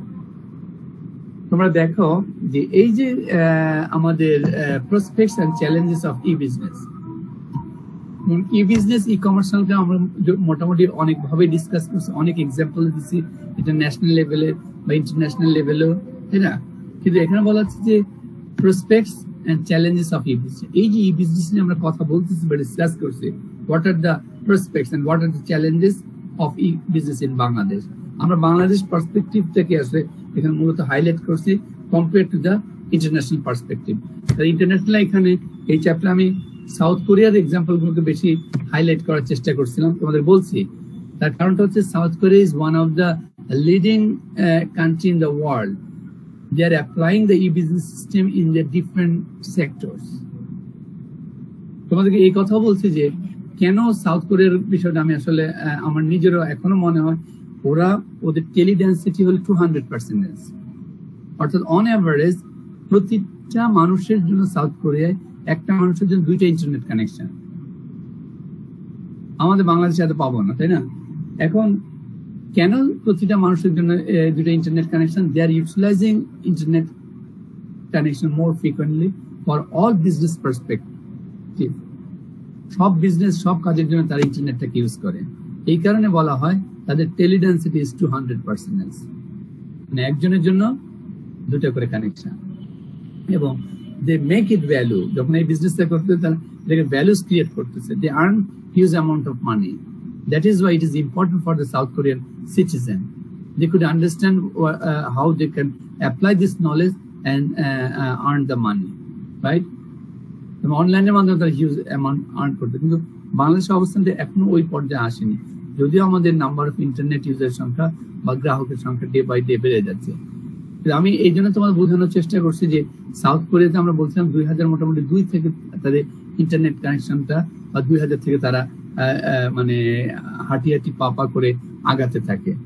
এবং 2002 থেকে 98 বা 99 থেকে তাদের 2002 এর মধ্যে দেখা যাচ্ছে যে তাদের মোটামুটি 19% থেকে 60% ইন্টারনেট ইউজারের সংখ্যা বেড়ে যায়।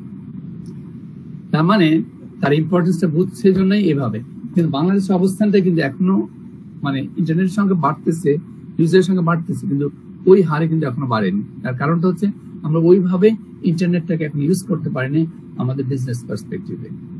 যদি আমরা পারতাম তাহলে আমাদেরও কিন্তু এখানে নাম্বার অফ ইউজার আরো বেড়ে যেত। যার জন্য আমি সাউথ কোরিয়ার এক্সাম্পলটা তোমাদের এখানে সেট করছিলাম বা ডিসকাশনে নিয়ে আসছিলাম। আসো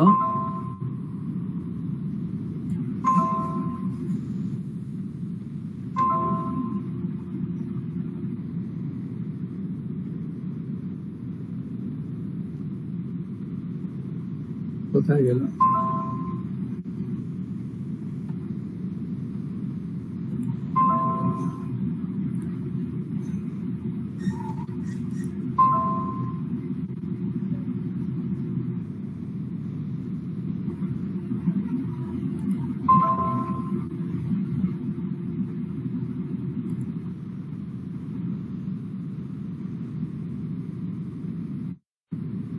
আচ্ছা দেখো, আমরা এই কারণে আসলে এখানে যেমন বলা ছিল যে আইটিটা কি, তারপর আমরা যেটা ডিসকাশনে আসছে যে ই কমার্সটা আমাদের এখানে চলে আসছে, তাই না? আর ই কমার্সটা আমরা বিভিন্ন পার্সপেক্টিভ ই কমার্সটাকে আমরা ইউজ করতে পারতেছি, এবং ট্রেডিশনাল থেকে যে ই কমার্সটা যে বেটার, অর্থাৎ automation system is far better system which can given the more business opportunity, and there is possibilities to earn more money or the revenue. সেই কারণে এটা ডে বাই ডে শুধুমাত্র সাউথ কোরিয়া, বাংলাদেশ সব সারা ওয়ার্ল্ডে কিন্তু এটার ডিমান্ডটা বেড়ে যাচ্ছে। এবং ই কমার্সের জন্য বলছিলাম যে এটা বিভিন্ন পার্সপেক্টিভে ডেফিনেশন গুলো দেওয়া যায়। এটা ছিল সেই ইন্টারনেট কানেকশনের অবস্থানটা সাউথ কোরিয়ার 16 থেকে আমরা দেখতেছি 605 মিলিয়নে তাদের গ্রাহক বা ইন্টারনেট ইউজার 1998 থেকে 2002। তারপর ওদের মেল ফিমেলের অবস্থানটা দেখেছি, তাই না? এবং 23 সালের যে এক্সাম্পল, সারা ওয়ার্ল্ড ওয়াইড বলা হচ্ছে যে ইন্টারনেট কি বলতেছে যে তোমার ইউজার 5.3 বিলিয়ন সারা ওয়ার্ল্ড ওয়াইড। হ্যাঁ, কারণ এত, তার মানে বলা হচ্ছে meaning over 65% of the world population, সারা ওয়ার্ল্ডের যা পপুলেশন তার 65% আসলে বলা হচ্ছে যে এই ইন্টারনেটটা 23 সাল পর্যন্ত ইউজ করতেছে, যেটা 5.3 বিলিয়ন ইন্টারনেট ইউজার। এখানে একটা ডায়াগ্রাম দেওয়া আছে, এটা আসলে আমরা 23 সাল পর্যন্ত 25 সাল পর্যন্ত দেখানো হচ্ছে। 23 সাল পর্যন্ত দেখো তাদের গ্রাহক বা ইউজার 4 বিলিয়ন ক্রস করে চলেছে, মানে 5.3। এখন এইভাবে যদি চলতে থাকে 25 সালের যে 6 বিলিয়নে চলে যাবে। আমার সারা ওয়ার্ল্ড কিন্তু এখন ইন্টারনেটের দিকে তাদের মুভমেন্টটা, they are generating or earning the money utilising the internet. এই জন্য এই সংখ্যাটা বেড়ে যাচ্ছে, রাইট? এবং দেখো এখানে একটা ডায়াগ্রাম দেখো, এই যে এই diagram can see the diagram, এটা ওয়ার্ল্ড ওয়াইড ডায়াগ্রাম ছিল। তার মানে 2002 কত ছিল? 605 মিলিয়ন ছিল গ্লোবাল কি বলে ইন্টারনেট ইউজার। কিন্তু 23-এ এসে কি হলো? 23-এ দেখা যাচ্ছে যে 5.3 বিলিয়ন। আমার ডিফারেন্সটা বুঝো। 25-এ যে এটা আমরা বলছি 6 বিলিয়নে চলে যাবে। তার মানে এটা নিশ্চয়ই কোনো ইম্পর্টেন্স আছে, তাই না? কাজে এটা বাংলাদেশেও কিন্তু পপুলারিটিটা, এই গ্রাহক বা ইউজারের সংখ্যা বাড়বে। এখানে যেমন বিজনেস, পরের পেজে আছে যে বিজনেস ইনফরমেশন টেকনোলজি, কিন্তু আমরা ডিসকাস আগেও করছি। আগেকার যেগুলো বিজনেস ছিল ট্রেডিশনাল বিজনেস, তারপর আইটি কেন এত ইম্পর্টেন্ট, আইটিটা make the business fast, saving time and make more money. তারপর ই বিজনেসটা কি? ই বিজনেসটা is a integrated part of the IT and the traditional business. এটা আমরা জেনে আসছি। এখানে একটা এক্সাম্পল দেওয়া আছে যে ট্রেডিশনাল বিজনেস এবং ই বিজনেসের, তাই না? এরপরে আমরা যদি দেখি যে এই যে এই টাইপ গুলো, এগুলো আসলে অন্য চ্যাপ্টারে আমরা পড়ছি যে ই বিজনেসটা কি। এখানে শুধু আমরা মেইন একটা পয়েন্টে ফোকাসিং করছিলাম, ইডিআই, ইলেকট্রনিক ডেটা ইন্টারচেঞ্জ। মনে আছে তোমাদের? একটু আগে আমরা বললাম যে data equal to binary number equal to computer readable format equal to EDI, electronic data interchange. কাজে এই ইডিআই এর কিন্তু একটা ইম্পর্টেন্স আছে, এর কিন্তু অনেকগুলো অ্যাডভান্টেজ আছে না? তাহলে এই ইডিআইটি কি আমরা এখানে এসে আমরা একটু আরো এলাবোরেটলি জানলাম, এর অ্যাডভান্টেজ গুলো কি, এটাও কিন্তু আমরা এখানে জানতে পারতেছি। তো আগে হয়তো আমার জানা ছিল না যে এই যে ডেটা, যেটা বা বাইনারি যে ফরম্যাট, কম্পিউটার রিডেবল যে ফরম্যাট একটু আগে বললাম, এগুলো একই জিনিস। এই ইডিআইটাও একই জিনিস। তাহলে এখন এই চ্যাপ্টার শুধু আমরা কিছু আমাদের জানার বিষয় ছিল, what is EDI and what are the advantages of EDI. এগুলো কিন্তু এই চ্যাপ্টার থেকে আমরা শিখে আসছি, বাট এটা নতুন কিছু না, এটা কিন্তু পুরনো ই বিজনেসেরই কন্টিনিউয়েশন। ক্লিয়ার? তাহলে এখানে দেখো যে এই যে ইডিআইটা তোমার কাছে নতুন মনে হতে পারে, যে ইডিআইতে কি বেনিফিট গুলো দেওয়া আছে, দেখলেই বুঝবে যে বেনিফিট গুলো কি। এখানে কোশ্চেন আসে। তারপর দেখো যে এখানে পিওর ভার্সাস পার্সিয়ালি বিজনেস, এটা কিন্তু আলটিমেটলি নতুন কোনো কিছু না। এখানে যখন আমরা ঢুকাই দিচ্ছি তোমার মনে হচ্ছে যে বার্ডেন, মনে হচ্ছে যে স্যার অনেক কিছু। আসলে পিওর ই বিজনেস আর পার্সিয়ালি বিজনেস মধ্যে খুব বেশি ডিফারেন্স নেই, এটা আগেও ডিসকাস করা হয়েছিল। তোমরা যে if you keep in mind যে whenever any product is the digital product, if we purchase that product through the online, remit the money through the online, that process will be the pure e-business. তারপর প্রোডাক্টটা যদি তোমার আমাদের digital product হয়, তাহলেই we can purchase that product through the pure e-business process. আমার সাথে agri কিনা?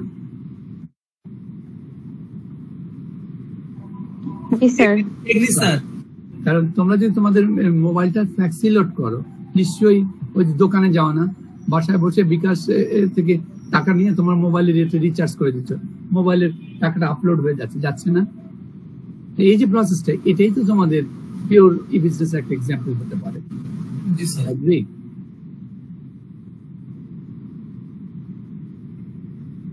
ঠিক একইভাবে কখন পার্সিয়াল ই বিজনেস বলবো, sorry, whenever our product is digital, physical product hole, we cannot that product send through the internet. ওই ইলিশ মাছের গল্প বলছিলাম, তাই না? মনে আছে?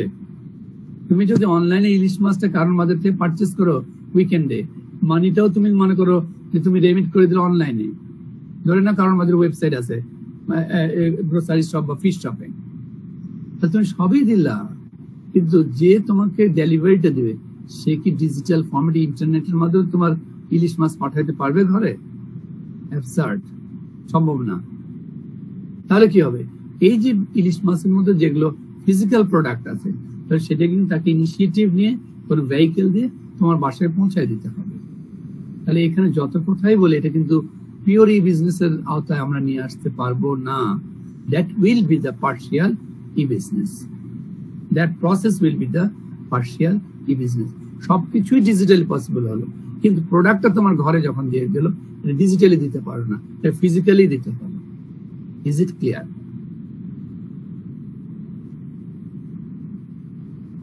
তাহলে এখান থেকে আমরা যেটা কনক্লুড করবো, আসলে এখানে একটা কোশ্চেন আসে ফাইনাল এক্সামে, what are the difference between pure e business and partial e business? Explain it briefly. এখানে তোমার অনেকগুলো সুন্দর করে পয়েন্ট দেওয়া আছে, তোমরা এখন তোমাদের মতো করে সেট করে দিতে পারবে না?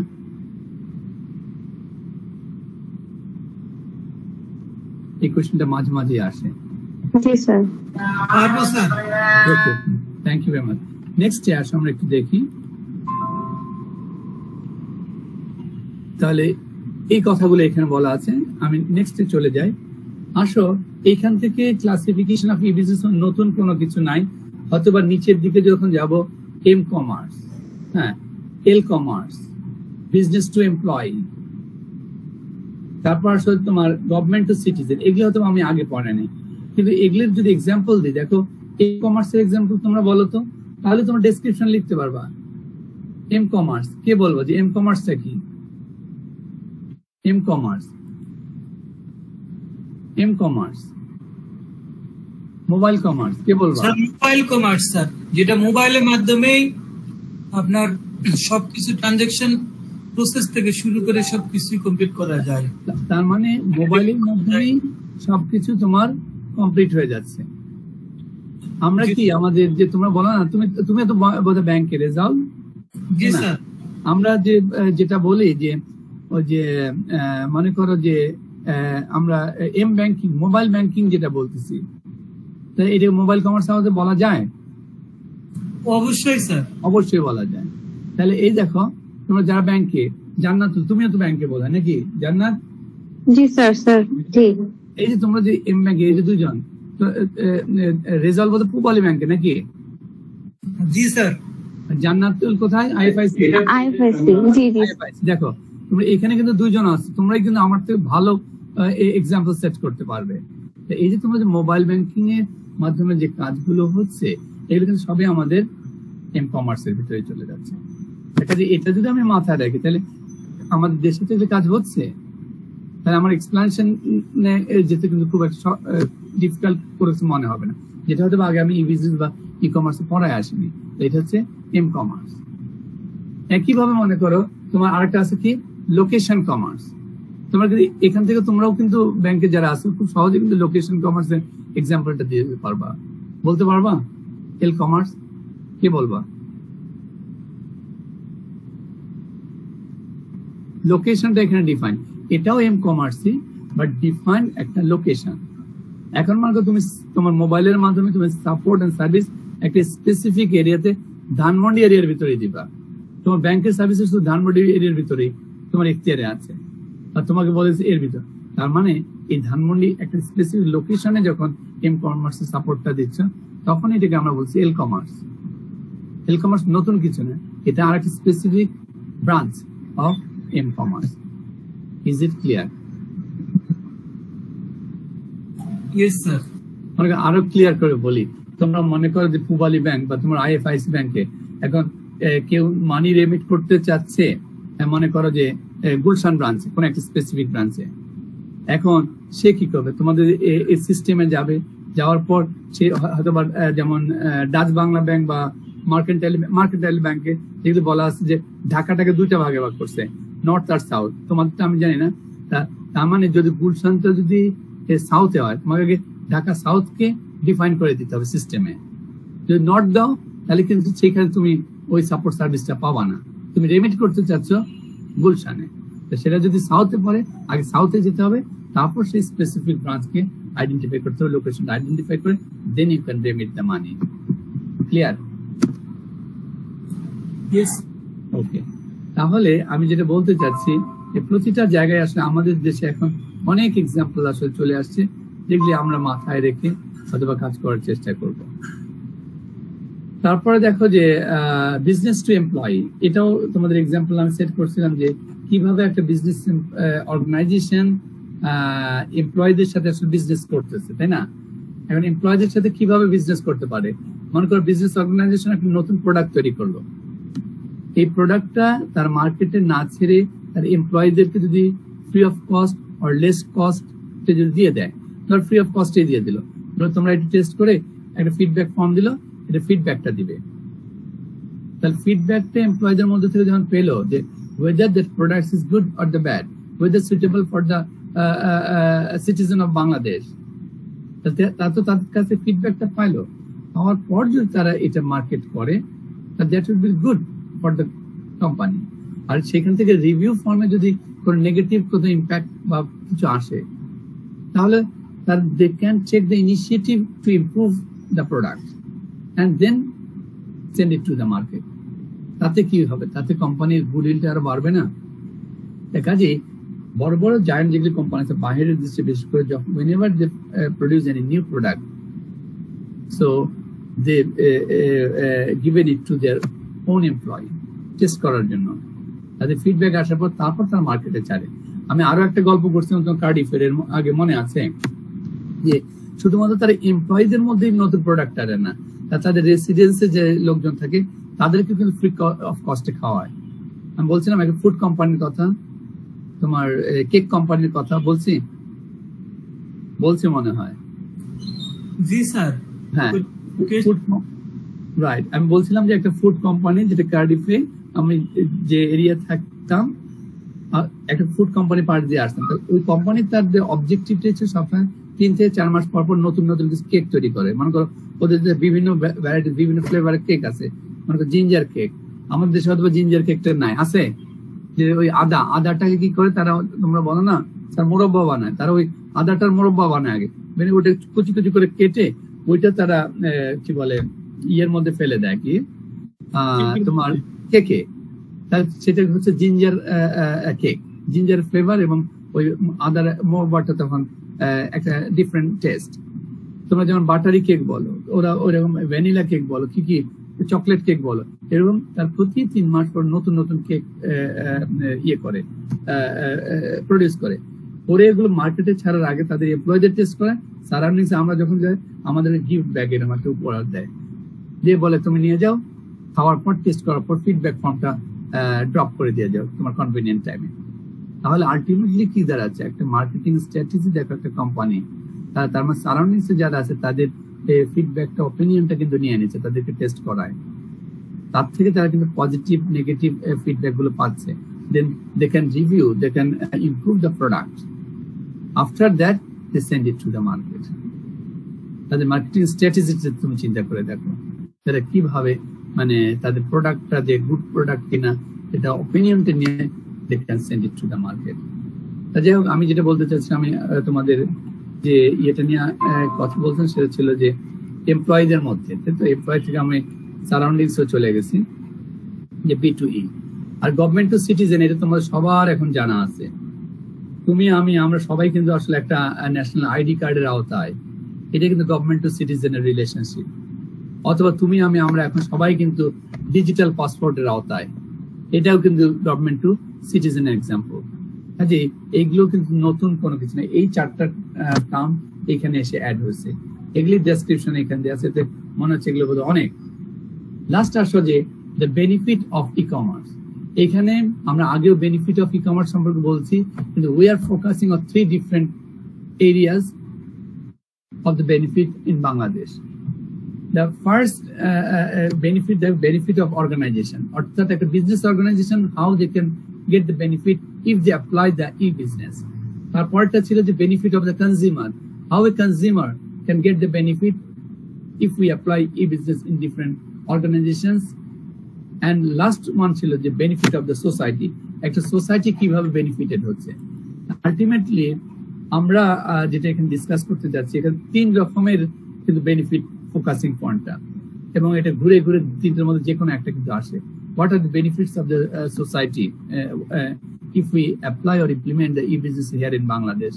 Explain it briefly. So সোসাইটির বেনিফিট সম্পর্কে তোমাকে ডিসক্রাইব করতে হবে। যদি বলা হয় what are the benefit for any business organization if they apply the e-business? Explain it briefly. এইভাবেই কোশ্চেনগুলো আসলে রেজ করা হয়, বাট সবগুলো একসাথে দেওয়া হয় না। যার জন্য আমার মূল ফোকাসিং 3টা জায়গায়, society, business organisation, customer or client or consumer. Clear? তাহলে এখান থেকে তোমরা জি স্যার। হ্যাঁ বলো জান্নাত। স্যার বুঝতে পেরেছি স্যার। ওকে, তা কাজেই এখানে নতুন কোন তা কাজেই আমরা যদি দেখি, দেখতে মনে হচ্ছে অনেক বেশি বলে। এরপরে আসো আমরা একটু দেখি যে এগুলো তো আসলে নতুন কিছু না, কি কি ধরনের প্রোডাক্ট অন্য অন্য দেশে সেল করতেছে এটা কম্পেয়ার করে আসলে বাংলাদেশে কনভিনিয়েন্ট কোন product we can sell through the website, through the e business. তাহলে এগুলোর সাথে কিছু সিমিলারিটিস থাকবে। ইন এডিশন এর বাইরে বাংলাদেশে আরো অনেক প্রোডাক্টই কিন্তু আমরা সেল করতে পারি। তারপরে এখানে দেখো যে আসছে implementation of e business in different areas of business.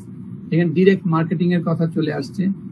আসলে মার্কেটিং এর বিষয়গুলো তোমাদের মনে আছে, আমরা অনলাইন মার্কেটিং আসলে অনেক কিছুই আমরা ডিসকাস করছি। কাজে এইখান থেকে মার্কেটিং এর কোশ্চেনে আসার পসিবিলিটিস লেস, যেহেতু আমাদের একটা অনলাইন মার্কেটিং বা ই মার্কেটিং একটা চ্যাপ্টার ছিল। কিন্তু এটা দেওয়ার পিছনে কারণটা হলো যে ওই আমি আগেই বললাম সাউথ কোরিয়ার একটা এক্সাম্পল, cjmall.com, যে একটা তাদের স্ট্রং পোর্টাল ছিল 2003-তে। এই যে পোর্টালটা, এইটার মাধ্যমে তারা অনলাইন প্রোডাক্ট গুলো সেল করতো। 2.86 মিলিয়ন কাস্টমার ছিল, 1.1 থেকে 1.3 বিলিয়ন ডেইলি, মানে $1 বিলিয়ন প্রোডাক্ট তারা সেল করতো। সাউথ কোরিয়ার টোটাল যে প্রোডাক্ট সেল হতো তার 7% বা 7% product cjmall.com can sell each and every day. এবং তাদের 2003-এর এই সাকসেসের কারণে they extend or enhance their business activities to the Shanghai 1st April 2004, এখন তো 20 বছর আগে। বিষয়টা হলো এটা বলার পিছনে কারণ হচ্ছে যে এই যে ভার্চুয়াল একটা শপিং সেন্টারের মাধ্যমে তারা 7% প্রোডাক্ট তার ডেইলি কিন্তু সেল করে দিচ্ছে উইদিন দ্য সাউথ কোরিয়া। আমরাও কিন্তু এখন খুবই ইনিশিয়াল স্টেজে। আমরা যদি এরকম স্ট্রং যদি আমরা একটা ওয়েব পোর্টাল যদি করতে পারি সেলস এর জন্য, বা একটা ভার্চুয়াল কি বলবো যে শপিং সেন্টার বা ডিপার্টমেন্টাল স্টোর যদি ভার্চুয়াল আমরা এস্টাবলিশ করতে পারি, তাহলে এখানেও কিন্তু যথেষ্ট probability possibilities আছে, we can sell the huge number of the product each and every day, তাই না? কাজে এটা একটা। ইন এডিশন আমি আবারও বলতেছি যে আমাদের ই বিজনেসের প্রসপেক্টটা কিন্তু মানে হিউজ, সাউথ কোরিয়ার থেকেও বেশি। কেন? তোমরা একটু ঠান্ডা মাথায়, আমি বারবারই বলি, আমাদের বেসিক যে কনসেপ্ট গুলো, বেসিক যে নিড গুলোর দিকে যদি আমরা তাকাই, তুমি তাকায় দেখো আমাদের এগ্রিকালচার সেক্টর, ওখানেও এখনো কিন্তু যদি এখানে হিউজ আর্নিং হচ্ছে, Bangladesh is absolutely depends on our own food. Agriculture sector আমাদের কিন্তু ওইভাবে ইম্পোর্ট করতে হয় না। আমাদের চাল যাই বলো না কেন, মানে তোমার হয়তো বলে সিন্ডিকেট করতে, এই করতে সেই করতে, কিন্তু নিজেদের চালের অভাব নাই, নিজেদের রবি শস্যের অভাব নাই, ভেজিটেবলের অভাব নাই, মানে আলুর অভাব নাই। হয়তো আলু যদি তোমরা 50 টাকা কিনে গেছো, দ্যাট ইজ ইন্টারনাল প্রবলেম। কিন্তু এই যে ইন্টারনাল যে প্রবলেম, যে ক্রাইসিস আমরা বলতেছি, তাই না, বা সিন্ডিকেট বলছি, এই সিন্ডিকেট গুলো কিন্তু তোমরা ম্যানেজ করতে পারো if you properly apply the e business concept of web based technology in rural area. যদি ওয়েব বেসড টেকনোলজিটাকে আমরা অ্যাপ্লাই করতে পারি প্রপার ওয়েতে, যদি সব ধরনের প্রোডাক্ট গুলো কালেক্ট করতে পারি, তাহলে কৃষকরাও কিন্তু উপকৃত হবে। আর থার্ড ম্যান যেটা আমরা বলি বা কি মিডল ম্যান, সেটা কিন্তু এলিমিনেট হয়ে যাবে। এটা possible if you properly implement the technology in Bangladesh. এখানে আমি যেটা বলছি, এগ্রিকালচার সেক্টরে আমাদের অপরচুনিটি আছে, হেলথ সেক্টর অপরচুনিটি আছে, এডুকেশন সেক্টর অপরচুনিটি আছে, আরএনজি সেক্টর তো আছেই, যদিও আমরা আরএনজি সেক্টর থেকে হিউজ আর্ন করতে, বাট এখনো প্রপার ওয়েতে কিন্তু আমরা অটোমেশন বা কম্পিউটার সিস্টেম বা ওয়েব বেস সিস্টেমের দিকে কিন্তু আমরা যাইনি। এটাই আমাদের এখন দেশের জন্য একটা বড় threatening. If we don't implement the computerized system by 2050, the garments industry may begin with the shutdown here in Bangladesh. এখানে এই যে আমার সব চিন্তা করার বিষয় আছে, আমাদের অপরচুনিটি এখন আসলে অনেক বেশি। অপরচুনিটি বুঝতে হবে কোন কোন এরিয়াতে আমরা, যার জন্য তোমাদের এই ইয়েটা আমরা এখানে সেট করেছিলাম।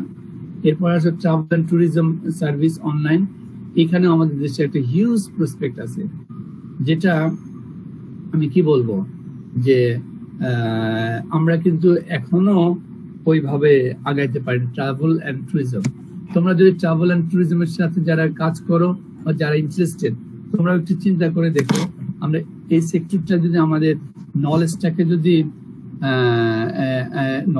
যদি আমি অ্যাপ্লাই করতে পারি, হ্যাঁ, এটাকে যদি ওয়েব বেসড করতে পারি, অটোমেশন সিস্টেমের আওতায় আনতে পারি, তাহলে কিন্তু অনেক ট্যুরিস্ট, অনেক ভিজিটর বাংলাদেশে ভিজিট করবে।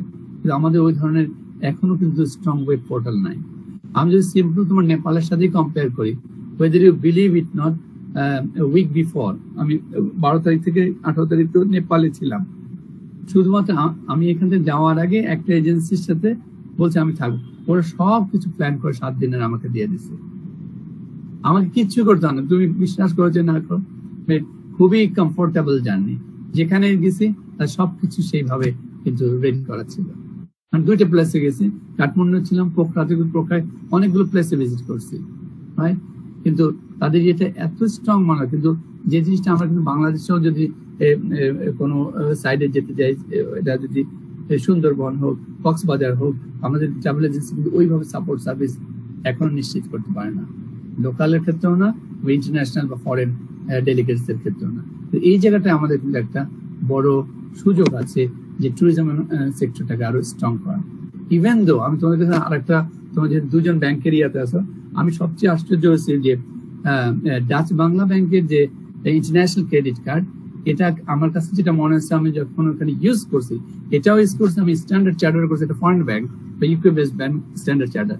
ডাচ বাংলা ব্যাংকের যে সিস্টেমটা যথেষ্ট আমার কাছে স্ট্রং মনে হচ্ছে, whether you believe or not।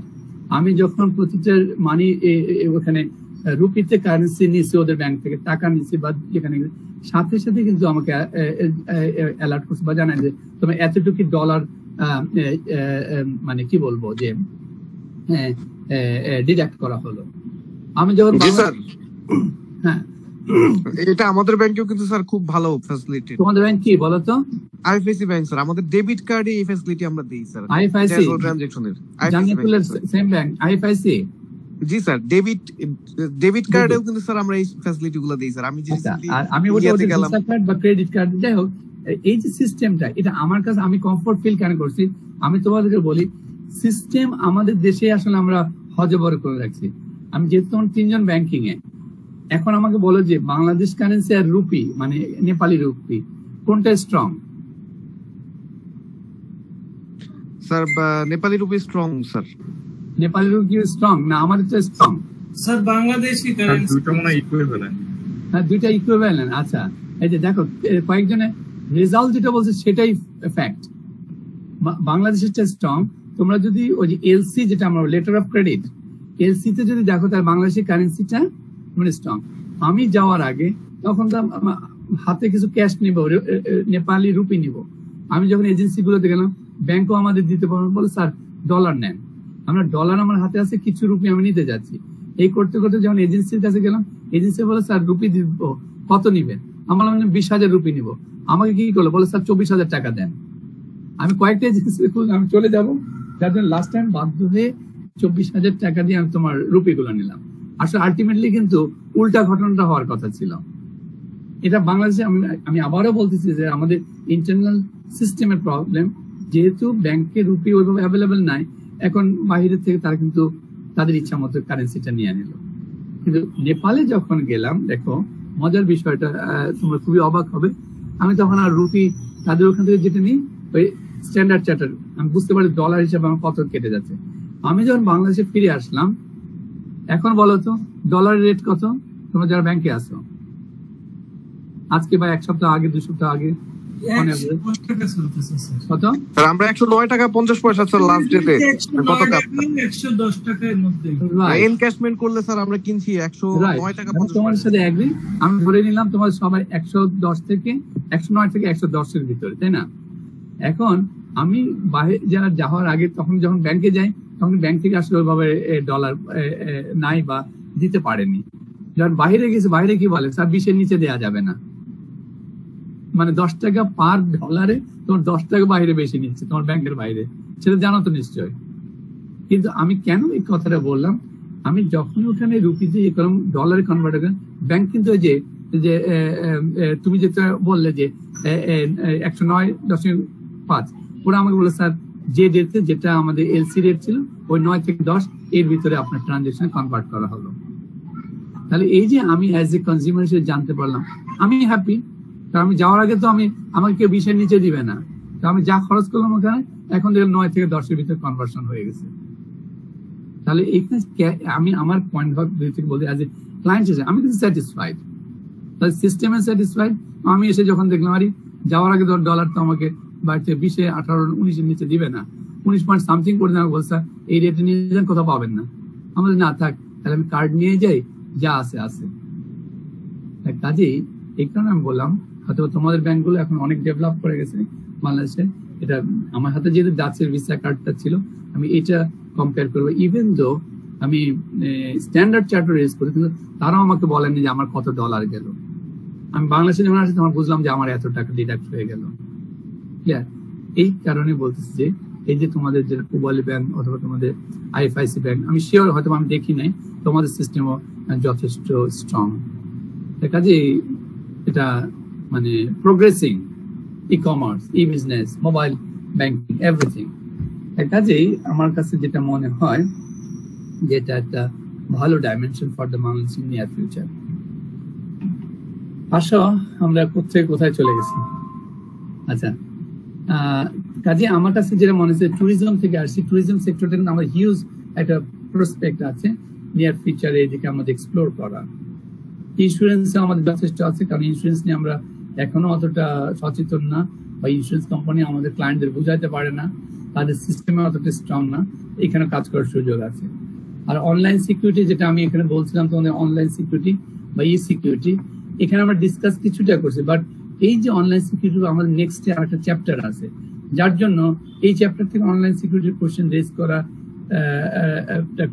মানে সাধারণত রেজ করা হয় না। কিন্তু তোমাদের ইন্ট্রোডিউস করা দেওয়া হচ্ছে সিকিউরিটির সাথে। এবং এর মধ্যে তোমরা দেখছো, এগুলো আমরা পরবর্তীতে আবার দেখবো যে biometrics, iris Windows, door system in south Korea. এরপরে দেখো এগুলো তোমরা একটু দেখবে, এগুলো মানে সাইবার কোরিয়া, এখন তোমরা সাইবার বাংলাদেশ নিয়ে চিন্তা করবা। তবে চ্যালেঞ্জ গুলো কি বা অপরচুনিটি গুলো কি, so you can easily identify what are the challenges and what are the opportunities of e business in Bangladesh in near future. আজকে তোমাদেরকে চ্যালেঞ্জ এবং অপরচুনিটি গুলো তোমাদেরকে আইডেন্টিফাই করে বলতে হবে। এইটাই ছিল মোটামুটি আমাদের ডিসকাশন ইস্যু এই চ্যাপ্টারে। আজ এখানেও কিন্তু খুব বেশি ডিসকাশন টপিকস আছে বলে আমার কাছে মনে হয় না, কারণ আমরা শুধুমাত্র সাউথ কোরিয়ার এক্সাম্পলটা দিছি, ওইটা থেকে আমাদের নলেজ গ্যাদার করতে হবে how we can implement in Bangladesh same as the South Korean E business concept. আমরা এখানে দেখছি ইডিআই এর বেনিফিট গুলো দেখছি, আমরা দেখছি difference between pure and partial e business.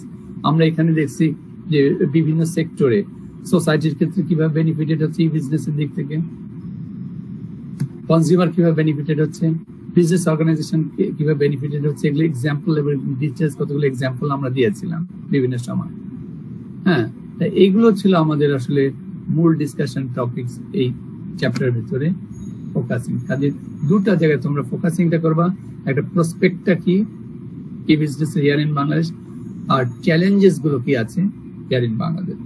Prospect যেহেতু আছে, চ্যালেঞ্জ থাকবে, কাজে চ্যালেঞ্জটাকে সফিস্টিকেটেড প্রপার ওয়েতে আমাদের ওভারকাম করতে হবে, করলে আমরা successfully we can implement the e business here in Bangladesh.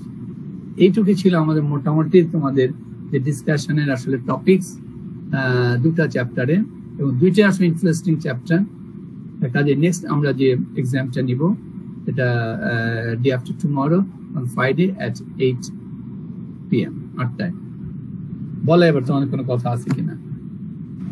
সিলেবাসটা আরেকবার বলা যাবে লাস্টের দিকে? সিলেবাসটা আসলে আমাদের দুটা কনসেপ্টের উপর আসলে এখানে। একটা আমরা বলছিলাম শুভ্র এমআইএস, আমাদের যেটা সেশন আমরা বলছি 5 ম্যানেজমেন্ট ইনফরমেশন সিস্টেম, আর দ্বিতীয়টা হচ্ছে সেশন 6 যেটা আমরা বলতেছি যে প্রসপেক্ট এন্ড চ্যালেঞ্জেস। আমরা এই মোমেন্টে যে স্লাইডটা দেখাচ্ছি এটা হচ্ছে সেশন 6, এটা হচ্ছে আমাদের সেশন 6। আর তার আগে আমরা যেটা এমআই সম্পর্কে আমরা দেখে আসছি, ঠিক আছে? এই দুটা সেগমেন্টের উপর বা সেশনের উপরে বেস করে আমরা আসলে কোশ্চেন গুলো রেজ করবো এবং আমাদের কুইজটা আমরা কন্ডাক্ট করবো। ক্লিয়ার? জি স্যার। ওকে। আর তো বিএলসি থেকে সেশন 6 আমি একটু এই যে বিএলসি তে দেখো, এই যে can you see that session 6 prospect and challenges of e business, এটা একটা। আর আরেকটা হলো সেশন 5, তার আগেরটা। আর সেশন 5 এর ভিতরে অনেক কিছুই আছে, কিন্তু এখানে জিস্ট কিন্তু খুবই শর্ট, যেটা আমরা বলে থাকি যে 5.2 যেটা ইনফরমেশন সিস্টেম ইন এন্টারপ্রাইজ, এইখানে মেইন ফোকাসিং পয়েন্টটা। ক্লিয়ার? এই দুটো মিলে আমাদের নেক্সট কুইজটা হবে। তোমার কোনো কোশ্চেন আছে?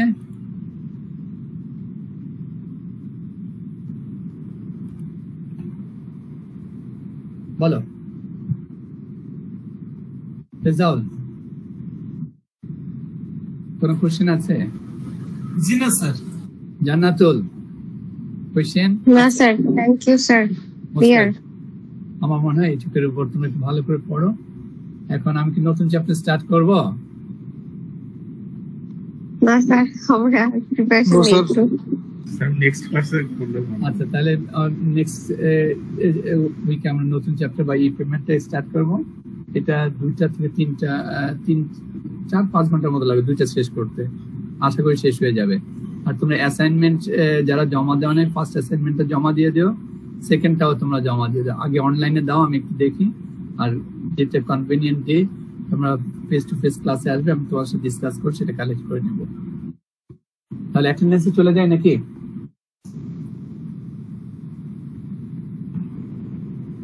আচ্ছা, আসো অ্যাটেন্ডেন্সে যাই। জি স্যার। আখি, তুমি অ্যাটেন্ডেন্স দিবা?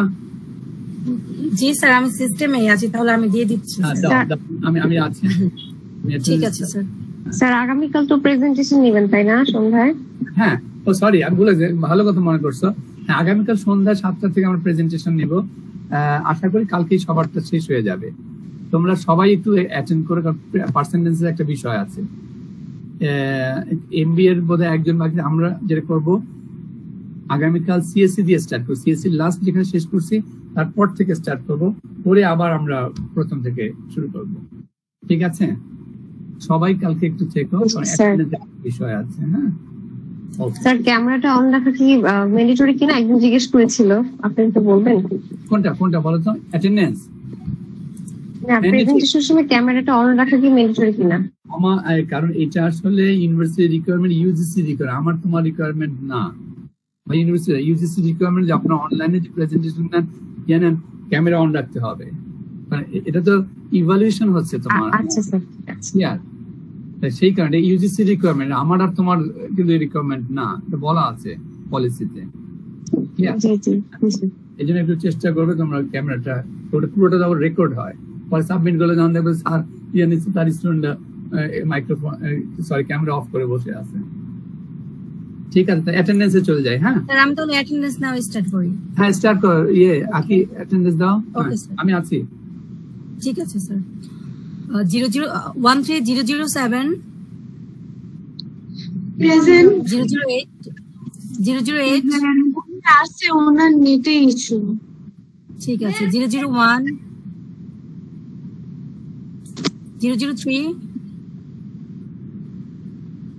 004 005 প্রেজেন্ট। আচ্ছা, তোমার 003 নাই বোধহয়। আকি 003 আছে, ফেরদৌস আছে? নেই। হ্যাঁ নেই। হ্যাঁ, নেক্সট 005 প্রেজেন্ট। 006 প্রেজেন্ট।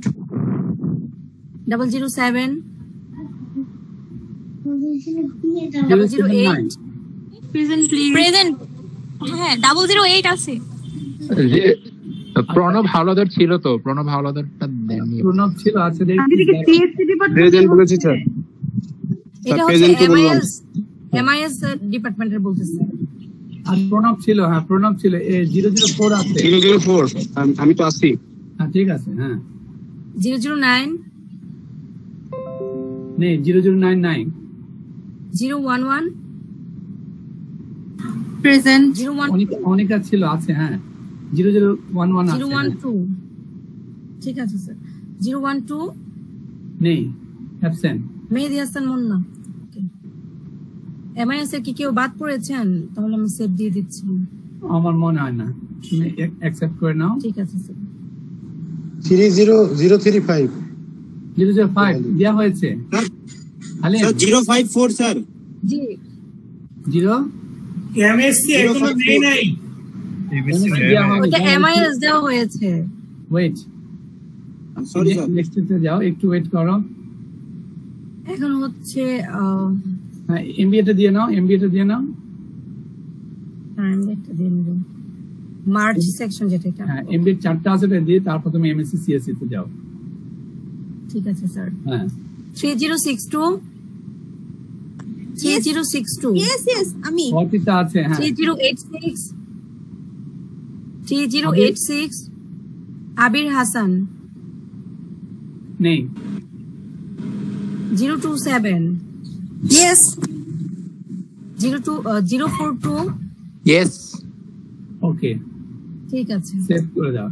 এবার সিএসসি তে আসো, এমএসসি ইন সিএসসি। ঠিক আছে স্যার। ওকে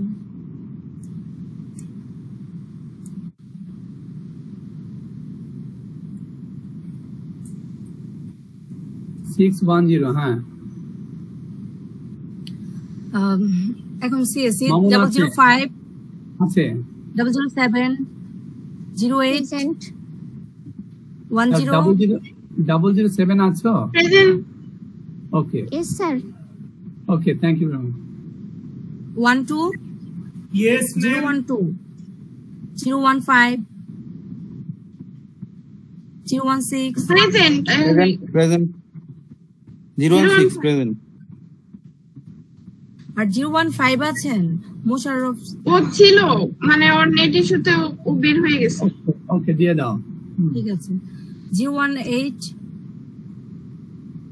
Usman Yes, Hussain. Present. 022 Present. 023 024 025 026 আচ্ছা, please 027 Present. 028 Present. 030 Present. 031 031 031 নেই। 032 Present. 034 Present. 035 আচ্ছা, নাম্বার আছে। আব্দুল হালিম আছেন 035 Present. 036 present 038 Present, please. Present please 040 008 কি হয়ে গেছে আপু? আচ্ছা আমি আগে বলি দেন হচ্ছে যদি কেউ আচ্ছা, পরে আবার ফিরে আসবে, একটু ওয়েট করো। হ্যাঁ, 040 Tanzim Ahmed 040 042 Present. 042 044 Present, please. 045 Present. 046 Present. 45 কি আছেন 045 45 বোধহয় নেই। সুরভি 046 আছে তো প্রেজেন্ট ছিল। সুরভি আছে? তুমি অ্যাটেন্ডেন্স দিছিস? আমি তো আজকে okay 047 present please. 048 Present, please. 051 present 053 present 054 present Sara বলুন। Present. 054 আছে, 054 সাইফুর আছে? Present. Present. Ma'am, present. ওকে, সারা বলুন প্রেজেন্ট।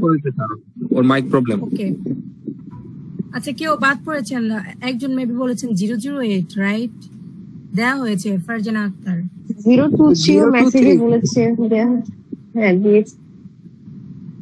ওকে, 025. ঠিক আছে 25 রবিন। ঠিক আছে জি স্যার।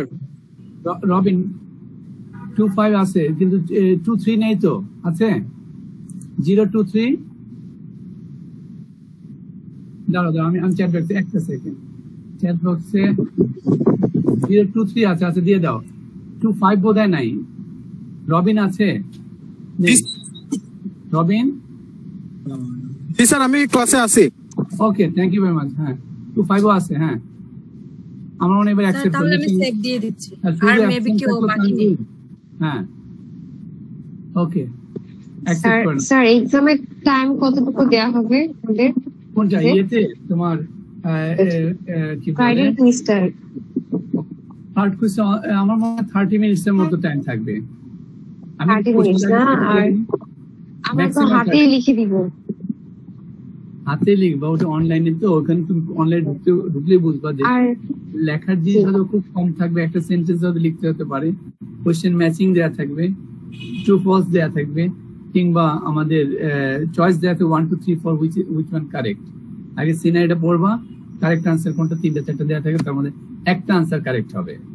আর কিছু কিছু দেওয়া থাকবে ম্যাচিং, মনে করো 4টা আনসার আমার দেয়া আছে, তোমার একটা করে সেন্টেন্স পড়তে হবে, কোনটা রাইট সেটার সাথে ম্যাচ করায় দিতে হবে। স্যার আরেকটা হচ্ছে যে আমাদের আপলোড করতে অনেক সময় টাইম লেগে যায়, 5 মিনিট একটু বেশি দিলে অনেক সময় এমন হয় যে আমরা শেষ কিন্তু আপলোড করতে করতে টাইম আপ হয়ে যায়। তোমাদের কুইজের টাইমটা যদি 30 মিনিটস হয় তাহলে আমরা এটা 45 মিনিট বা 1 আওয়ার বা 50 মিনিটস পর্যন্ত অ্যাভেলেবেল করে দেবো। আমি বুঝাতে পারছি?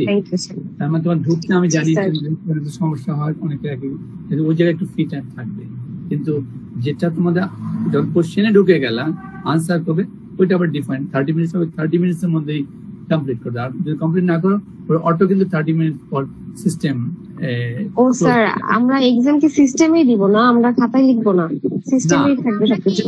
সিস্টেমে তোমার আলাদা কোনো খাতা লাগবে না এখানে। ও ও আচ্ছা স্যার এটা কি শুধু এমসিকিউ হবে, রিটেন হবে না? আমি বলতেছি এর ভিতরে এমসিকিউ বলতে আমরা ট্রু ফলস, এমসিকিউ বলতে আমাদের হয়তো চয়েস দেওয়া থাকবে, চারটা আনসার দেওয়া হুইচ ইজ রাইট ওয়ান। আবার কিছু ক্রস ম্যাচিং থাকবে। ম্যাচিং কোশ্চেন মনে করো যে আমি 3টা বা 4টা কোশ্চেন দিছি, যে ওর আনসার 6টা আছে, আনসার 6টার সাথে তোমার ম্যাচ করে এর সাথে কোন আনসারটা কারেক্ট, বির সাথে কোনটা, সির সাথে কোনটা, বা ডির সাথে কোনটা, এটা ম্যাচিং বলা হয়। পরে শুধু ম্যাচ করাই দিতে হবে। তো ম্যাচিং এর স্যার এখানে পিডিএফ সাবমিটের কোনো ব্যাপার নেই না, সাবমিটের ইয়ে নেই। টাইমটা যখন ওভার, যদি তুমি সাবমিট নাও করো, টাইম ওভার হয়ে গেলে অটো এটা সাবমিট হয়ে যাবে। তোমরা আগে অনলাইনে পরীক্ষা দিছো না? স্যার অনলাইনে দুই ভাবে হয়, যে একবার লিখিত দিয়ে পিডিএফ সাবমিট করে আবার লিখিত নিলে মানে আমরা ওপেন বুক সিস্টেম নিব না, বাট আমার এইখানে যেটা থাকবে ওইখানে আনসার করবো। হয়তো তোমরা নিজেই তখন বুঝে যাবা 30 মিনিট পর তুমি কত স্কোর পেলা। 20 মানে 20 না 15, যেমন 15তে বুঝতে পেরেছি। হ্যাঁ, আশা করি কোনো সমস্যা হবে না। তো একটু পরে দেখছি অ্যাবসলিউট কনসেপচুয়াল বেস থাকবে। ঠিক আছে, আর কোন কোশ্চেন? হ্যাঁ, আর কোন কোশ্চেন আছে? না স্যার আপাতত নেই। আচ্ছা, তাহলে আজকে কোনো যদি কোশ্চেন না থাকে এবং কালকে তোমার প্রেজেন্টেশনে এসো, এবং আমরা লাস্ট দিন এমএসসি সিএসসি যেখানে শেষ করছিলাম তারপর থেকে আগে কল করব, তারপর আমরা অন্য গুলোতে আবার ফিরে আসবো। কালকে আশা করি 2 ঘন্টার মধ্যে শেষ করে দিতে পারবো। আর কাল শুক্রবারে যখন এক্সাম শুরু হবে আমরা অটোমেটিক যাব। এটা আপনাকে কি ইনফর্ম করা, বা আপনার যে সিআর আপু আছেন, অ্যাসিস্ট্যান্ট আপু আছেন, ওনাকে ইনফর্ম করা লাগবে? করতে পারবো, কোনো সমস্যা নাই, বাট 8টার আগে আমি সব সেট করে রাখবো। জি স্যার, আমি আছি। ঠিক আছে। হ্যাঁ, ঠিক আছে। আর কোন কোশ্চেন? না স্যার। তাহলে আমার মনে হয় আজকে আমরা এখানে স্টপ করি, কালকে এখানেই অফ করব। হ্যাঁ, আমার মনে হয় তুমি এটা সুইচটা অফ করে দাও রেকর্ডারে। আমার মনে হয় আপাতত প্রয়োজন নেই। Thank you very much. আসসালামু আলাইকুম। ওকে, ওয়ালাইকুম আসসালাম।